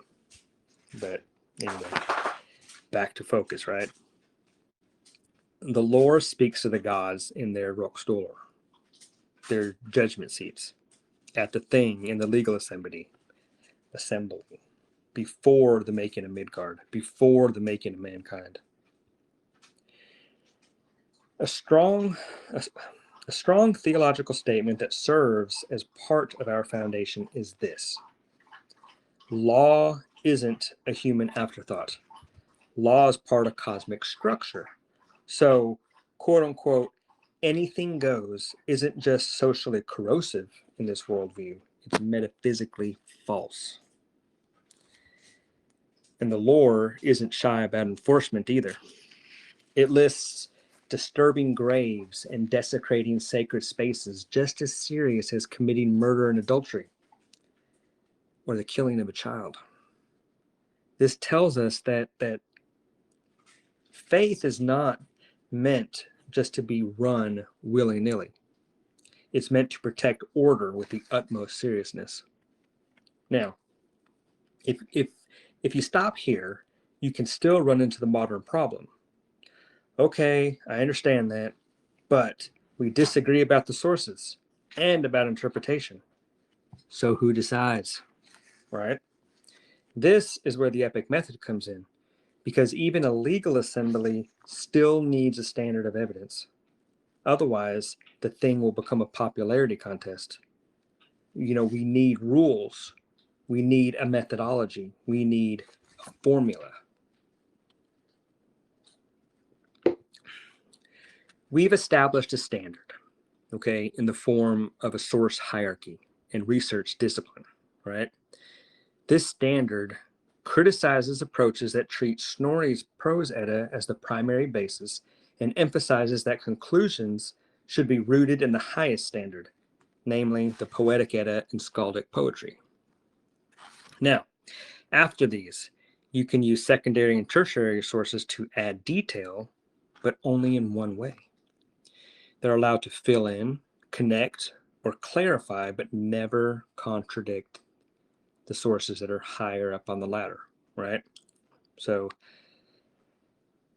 there's an order of importance in the hierarchy of sources. The epic method allows us to look for what we call lines of convergence, right? That is, drawing support between sources to better understand how the ancient religion was practiced, yet still insisting that nothing contradicts direct statements that are found in primary sources, and that no amount of theorizing can convince you to look away from the sources.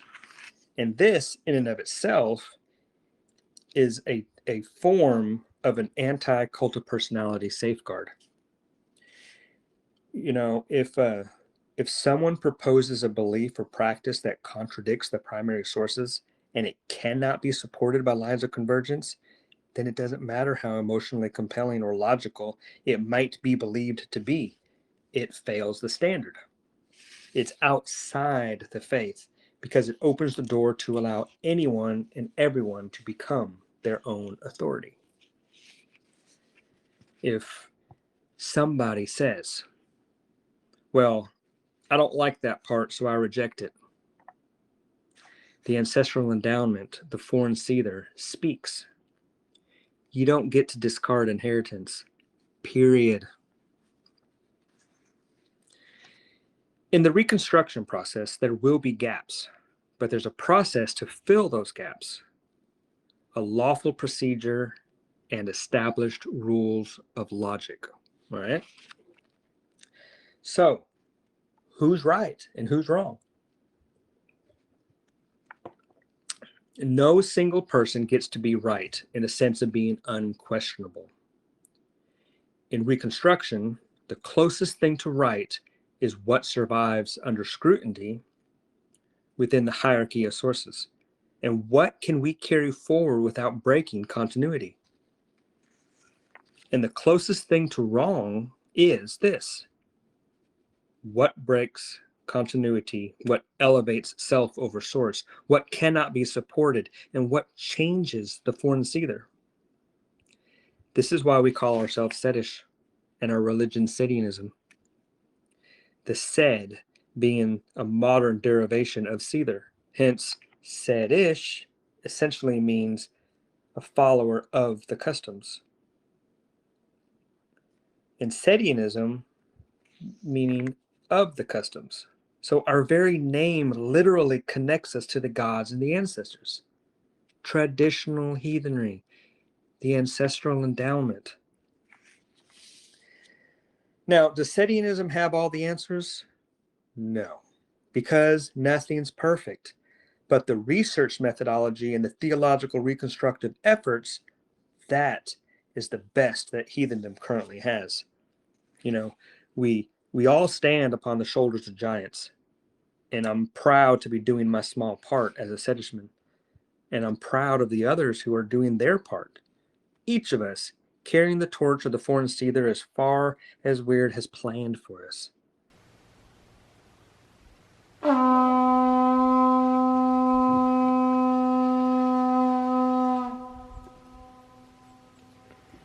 Does Christianity and heathenry have to be separate? Can you be a heathen and a Christian? And is there overlap between heathenry and Christianity? Okay, so these three questions are really different ways of asking one bigger question, right? They're asking about compatibility. And more specifically, they're asking where the lines of loyalty and practice actually sit, right? Are Christianity and heathenry compatible? And if so, in what ways? Belief, worship, practice, values? When someone asks, do they have to be separate? What they're really asking is, where's the boundary? Are these two systems compatible at the root, or do they contradict each other in a way that forces separation? When someone asks, can you be both? What they're really asking is, can one person live out in real life without breaking loyalty? Not just, can I like parts of both, but who do you pray to? Who do you offer to? What do you refuse? And can you do that without contradiction, without syncretizing and changing one religion into something else? Is there overlap? Is there ground that can be shared? Are there virtues, disciplines, or ways of living that line up, even if the religions aren't the same thing? So, those are the questions and the thoughts surrounding them, and that's the real issue underneath them is compatibility, with a focus on where belief and worship clash, where practices can align, and what values can genuinely be held in common. So, does Christianity and heathenry have to be separate? Well, in terms of belief, that is a firm yes, because the foundations are not the same. Traditional heathenry, what we call Setianism, is polytheist in a strict way.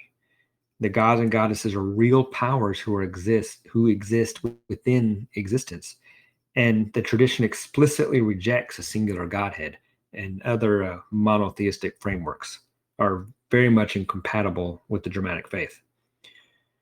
That single point already right there, just right off the bat, sets a hard boundary. Christianity in its standard form is structured around one supreme God who exists outside existence.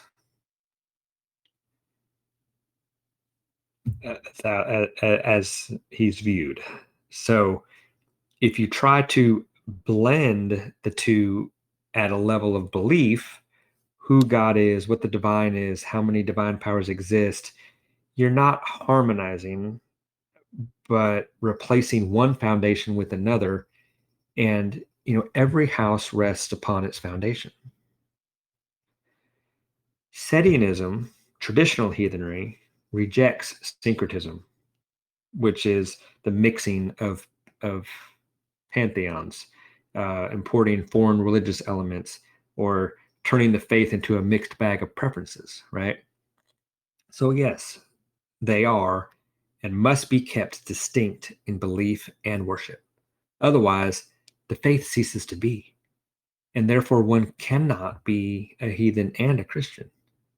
For when one adopts a foreign faith or mixes in foreign elements, it has a domino effect, and one's culture and history begins to be changed, perverted, and ultimately watered down until its eventual extinction. Now, while it's true that both faiths will have commonalities, as all faiths do, ultimately, oil and water don't mix. To mix heathenry and Christianity, we're talking about removing European culture and heritage and replacing elements with Middle Eastern elements. When the two peoples and ideologies are vastly different. Europe and the Middle East are racially, culturally, psychologically, and spiritually different. So by merging them, we're saying that Middle Eastern elements are more important and better than our own European elements. And if that's the case, why not continue down the slippery slope and incorporate Taoism, Hinduism, West African Orisa, or Shintoism, right? Where do you draw the line? This is where the logic follows, right? So now, if someone wants to go this route, by all means, I hold no ill will. But again, returning to the discussion from episode 1, why would you leave your own family to adopt another when your own family is here for you, loves you, and can offer you everything that you need? It's just a question but it's with an underlying plea that I hope comes across as a hard love, quote unquote, type of thought, question, encouragement, because that's how I mean it. Um, I'll post a link in the description whenever this is posted to YouTube and Spotify and Rumble and various places, Telegram, Facebook. But I'll post a link in the description. But I do strongly urge everyone to read our Setish tenets. They exist as an answer to such questions, and they provide the theological, doctrinal foundation of our faith, right? But I'll address the question on there being overlap between heathenry and Christianity.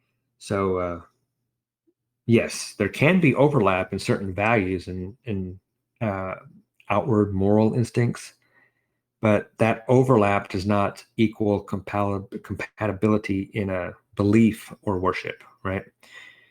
See, many faiths share the same attributes or beliefs, so overlapping does exist in a way that many older traditions overlap, right?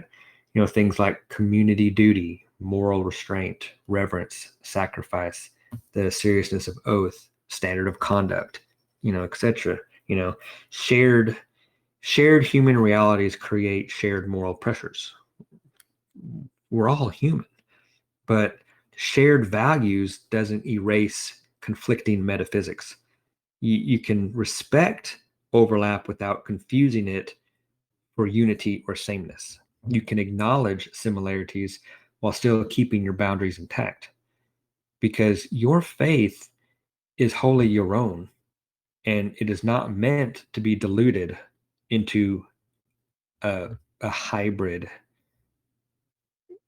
new age thing. So, are Christianity and heathenry compatible in belief? No, because traditional heathenry explicitly rejects monotheistic frameworks as incompatible.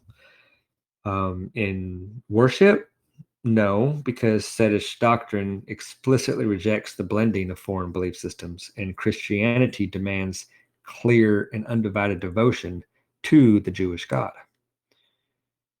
In practice, because, well, like belief, boundaries are explicit. But what about values, right?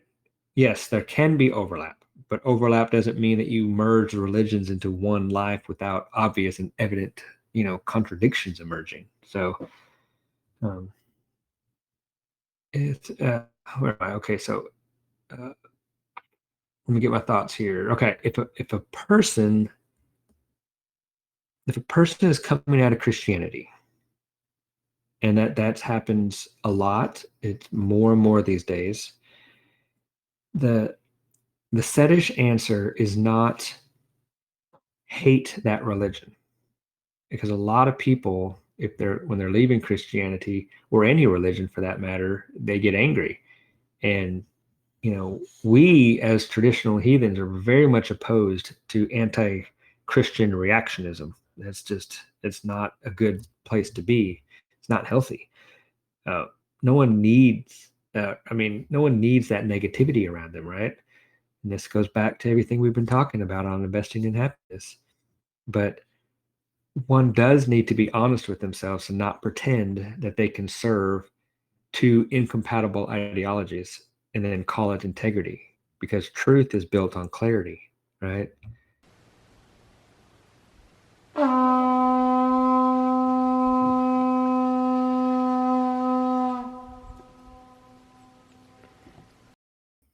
Addressing the national spirits of our people, we can see historical reverence placed towards Hengist and Horsa by the Anglo-Saxons, Saxnot by the Old Saxons, Romulus by the Romans, and in later periods, the ladies Germania, Marianne, and Columbia.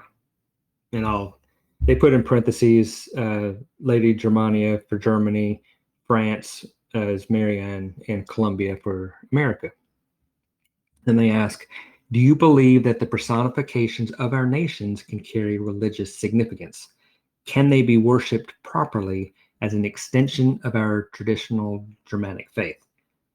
Perhaps only through deeds, but not explicit ritual. Okay. So, looking at national spirits, let's consider the architecture of our identity, not as a collection of symbols, but as a living bridge between the divine and the historical. Okay. So when we speak of national spirits, whether we're referencing heroic progenitors like Hengist and Horsa or Saxnot, we're touching upon the ancestral endowment that defines our folk. But given these names, okay, I want to start off by saying that Saxnot is not a secondary spirit, right? Saxnot is likely Yngvi Freyr, the Vanir Lord, and he manifested himself in a tribal capacity. So, you look at his name, Saxnot, the title sword companion or sword need, Sax and Not, right? That links the Saxon people directly to our sacred epic, specifically the mythic loss of Freyr's sword. Now, this isn't just mere personification. That's the god himself, binding himself to a specific lineage and establishing a holy alliance with them. Now, Hengist and Horsa, I'll address them. They're also within the folk soul of those of Anglo-Saxon lineage, and by extension, American, because America is overwhelmingly of Anglo-Saxon heritage. Now, Hengist and Horsa, their Odinic descent, isn't just a claim to power, but it's a theological statement that the nation itself is a divine creation. They are what we call the divine twins, and these divine twins were fated to be favored by the gods and lead their folk into a new land. To honor them is to acknowledge that our national identity is not an accident of just geography, but it's a purposeful inheritance of divine luck, if you will. Okay. And like in America, you can go back to 1776, the first committee for the production of the Great Seal of the United States. When that first committee convened, Thomas Jefferson proposed that one side of the seal feature Hengist and Horsa. And now I wrote this down because I wanted to get the quote right, but he's quoted as saying, quote, the Saxon chiefs from whom we claim the honor of being descended and whose political principles and form of government we assumed, end quote. So yeah, national spirits, for lack of a better term, are real, but we have to maintain and emphasize a sharp distinction between divine heroic figures like Hindrist and Horsa with later personifications like Lady Germania or Columbia. Okay. Now, according to our law and tenets, what we'll say formal ritual, like the bloat, that's reserved for the literal gods of our faith, the Asir, the Vanir, the Alvar. You know, you cannot, within the framework of our law, offer a sacrificial ritual to a modern cultural personification as if they were a god. And, while Germania and Columbia may represent an element of our folk soul, they don't possess the same divine agency or place in the created order of the actual gods of our tradition. But so when we look at that, how do we reconcile their significance? We view them through the lens of our collective luck. Like just as an individual possesses a Philgia and Hamingia, that is a protective spirit and witness, embodying our luck force, if you will, a nation or a folk group possesses a collective version of these, but national spirits aren't part of our religion. So can they, but as symbolic and cultural representations, some believe that national spirits can serve our folk and nation in order to serve as a tool to protect our heritage. And though I understand that, I personally don't agree with this, as our focus should not be on cultural or political representations, but our focus should be on our gods themselves and our ancestors themselves. For instance, okay, just as we might have a patron god like the Saxons before us, our nation can and should have a patron god. If a national spirit must be had, this is where we should elevate a hero from among our ancestors. But again, it's a big if it must be had, right? But really the gods receive our rights and worship, but national spirits, like Lady Germania, Columbia, Marianne, they're personifications and symbols of our folk. And so really that's political. And really that, in essence, that really doesn't really have a place within the religion. Okay, so the next question I found very interesting. It's the Celtic question. It's asking, regarding the approach for those who have Celtic ancestry. Now, okay, here we go. Reading the question. Okay, how should people who have more Celtic ancestry approach heathenry, whether it's for practicing or just learning? How can I overcome the feeling that I am merely adopting Germanic heathenry out of convenience due to my mixed Irish-German heritage, and instead realize it as my true foundational blood inheritance? Okay, the good old Celtic question, and that's an important one because if you're American, you're gonna have some Celtic ancestry. Okay. So people with, you could say, varying degrees, but even people who have a majority, let's say, Celtic ancestry, they should approach Germanic heathenry not as an alternative faith, and definitely not as an alien faith, but they should approach heathenry as the most complete and attested expression of a Northwest European tradition. The peoples of Europe shared common languages, shared traditions, the, the shared gods, and countless ideas, right? Now, while tribal differences existed, they did not surpass the overall uh, foundational culture that unified them as Northern Europeans, right?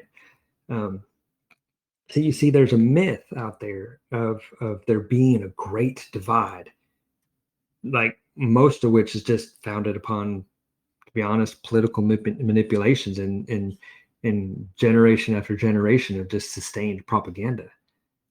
But the hard boundary line between, quote unquote Celtic and Germanic, that's mostly just a modern invention, because historically and genetically these groups were always and deeply intertwined.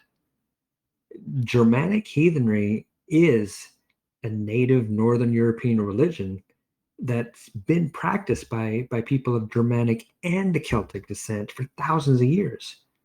And these peoples have always overlapped, much like the Germanics and Slavs. Because as Europe moves, from west to east, east to west, north to south, it moves on a spectrum, right? So someone with Celtic heritage, they should approach the Germanic lore, like take the Eddas, the sagas, um, our sacred texts, and look at it as a standardized version of the ancestral worldview. Because Celtic records very, very fragmented and they're grossly incomplete. They were virtually destroyed, and there's just pieces, very, very scattered pieces, and really there's not enough to truly rebuild. Um, and that leaves the Germanic corpus to serve as the key to unlock the spiritual logic, if you will, of the Celtic, that of what the Celtic ancestors would have recognized, right? Yet the questioner wants to overcome that adoption barrier, and so to move past the feeling of adopting something out of convenience, I would say that you must shift your perspective from cultural choice to look at it more like biological and spiritual activation, right? So having mixed Irish and German heritage does not mean that you are half German spiritually. It does mean that you have, two distinct but related pathways to the divine source. But seeking to exploit minor differences between these tribes is trivial, because within the context of Northern Europe, they are branches of the same tree. And practicing Germanic heathenry, you're simply choosing the branch that's the strongest, most intact path to reach the gods. In ancient times, there was much, much crossover. You had many accounts where Celts adopted by choice, they adopted and practiced Germanic ways. And they were accepted and welcomed, and because the Celts of the olden days and the Germanics, they recognized that they were very closely related peoples. A lot of overlap. There was a lot of back and forth in every area. Celtic tribes merged with the Germanics throughout history, as well as vice versa. Ireland had a strong infusion of Norse settlers. The Orkneys are known for being an established Norse Gaelic people. And, personally, take my own line, for example, okay? Deep dives into my paternal ancestry actually shows Slavic origins, and the Slavs belonging to the tribes that are centered around the Ukraine, but also belonging to those ancient Ukrainian Slavic tribes that migrated north into Czechoslovakia and Western Poland and Eastern Germany, but then as time passed, they became Germanicized. They blended into and merged into the German world. Now, my surname is German, and with the research that I've done, the record suggests that my line has been German for like 1,400 years. Okay, so what am I to do? Should I start practicing Rodnovery? That is the Slavic religion. And I'd say no, because my line is thoroughly Germanic, despite the now very minuscule Slavic blood, almost none. But 1,400 years, yeah, I'm Germanic. But so what does this mean for like the American Celt that's only a few generations removed? Well, I'd say it's the same process, just a lot closer to the source. So that said, I still say, embrace and practice the Germanic faith, but only being a few generations removed, you could overlay the cultural aspects of Celticism and going back to what I was talking about, the home traditions versus the greater folk traditions. Keep the broader Setian practice, but you can still retain the aesthetics of the Celtic side. Maybe some of the traditions, maybe some of the music.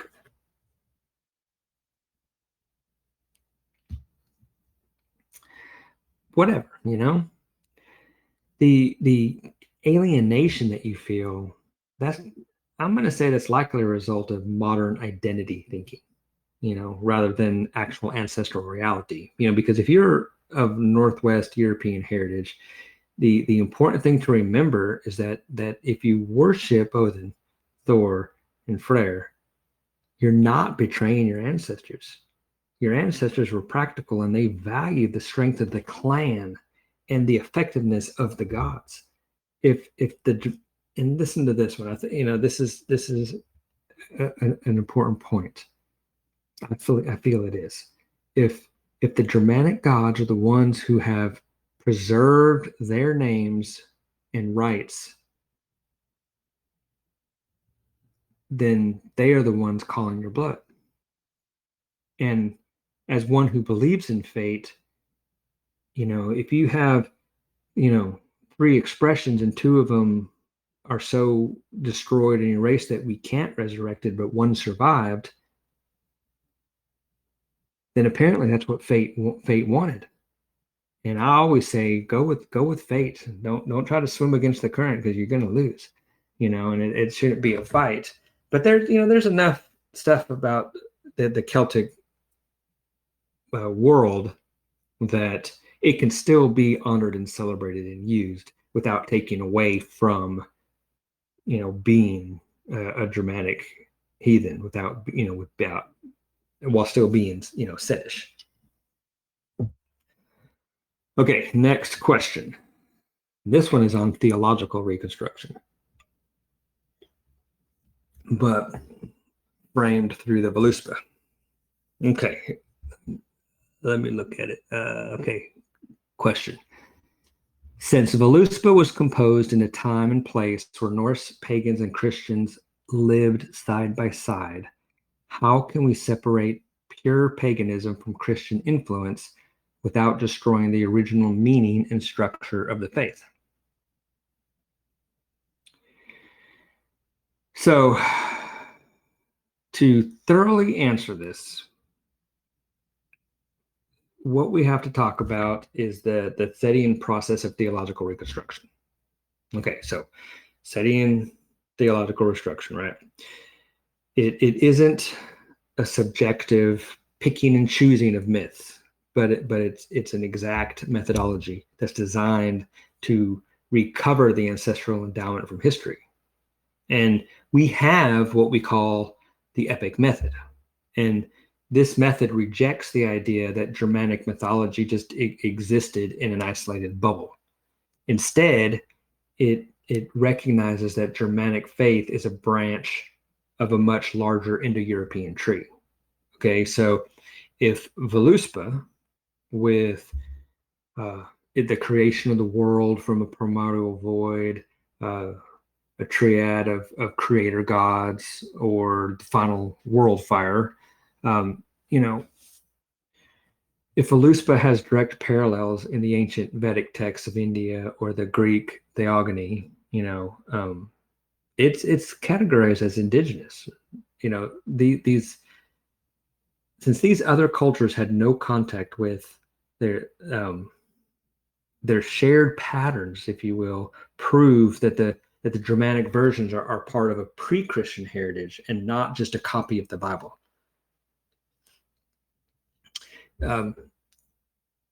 Setting reconstruction distinguishes between, let's say, the vocabulary that a poet uses and the structural logic of the myth, right?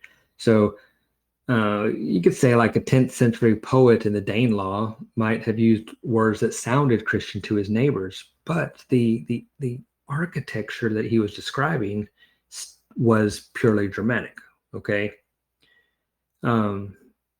Now there's various poems and stuff that you can use where you can see the Christian influence, such as a Solar Youth, and you can look at that where that's kind of like used as like you're looking at science and stuff, and you can look at like that as a control group, because like in Solar Youth we see actual Christian influence. Like for example, there's the 9 worlds were reduced to just 7, and that's used to fit a biblical model, right? For example.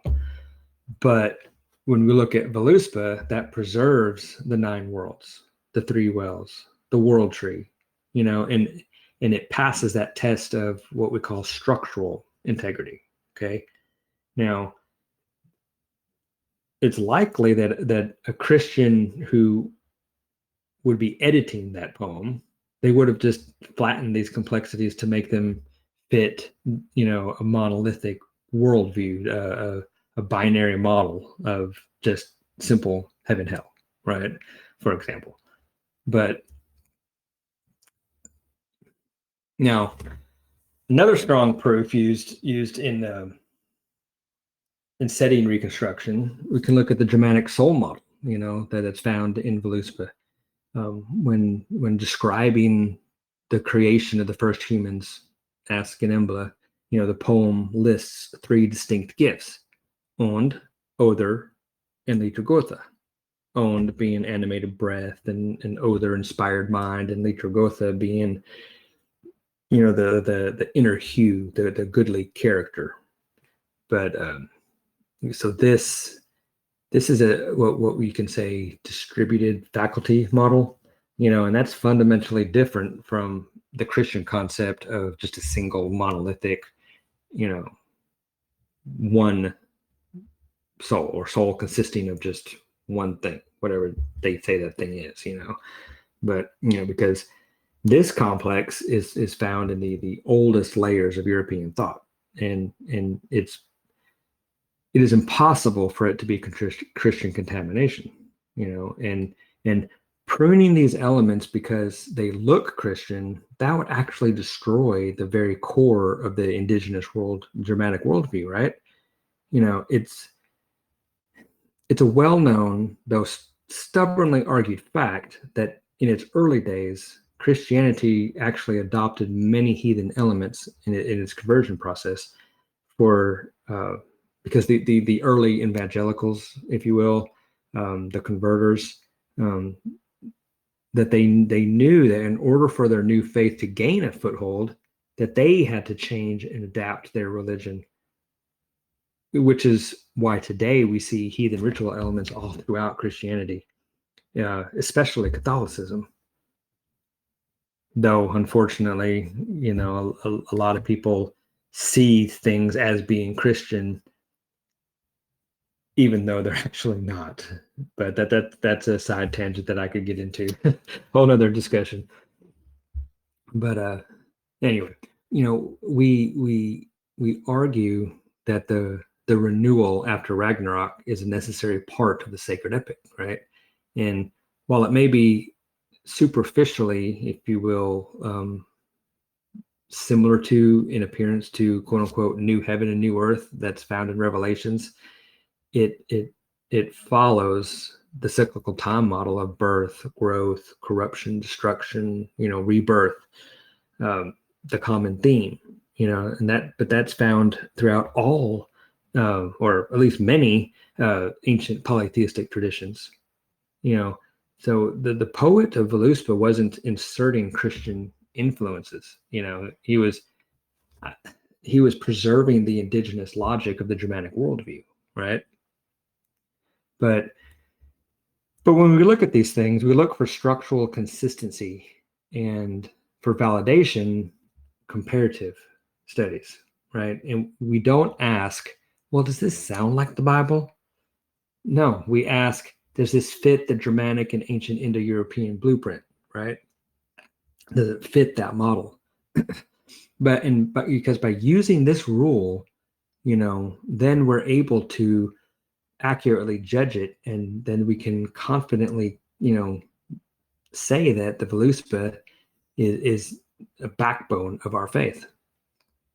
It's not a corrupted text, but it's a preserved ancestral preservation. So not to repeat myself, because I discussed the epic method in detail in the Q&A section of episode 3, titled "The Psychology of Motivation" and Q&A part 3. So I encourage you to go back and give that a listen. But anyway, that probably is a good time to square things up, and so I'll go ahead and conclude this episode. Definitely glad that y'all are here and took the time to listen. I think this has been a good episode. It's been one that I truly hope that y'all get some benefit from, and know that my intentions, my heart, that really I'm pouring my heart out to you, and just being honest, and you can take that for what you will. So yeah, it's been good. And I'll say this, our task is simple. So meet life with courage, honor, and good intentions. And remember, weird bit fuller rad swageth aheo swaheo shall. Fate is fully fixed, and she goes ever as she shall. So until next time, stay strong, stay true, and hold fast to your faith, your kin, and your folk. Hail the gods, hail the folk, hail the ancestors, and hail the Frithstead. And I'll see you on the next one. Have a good one.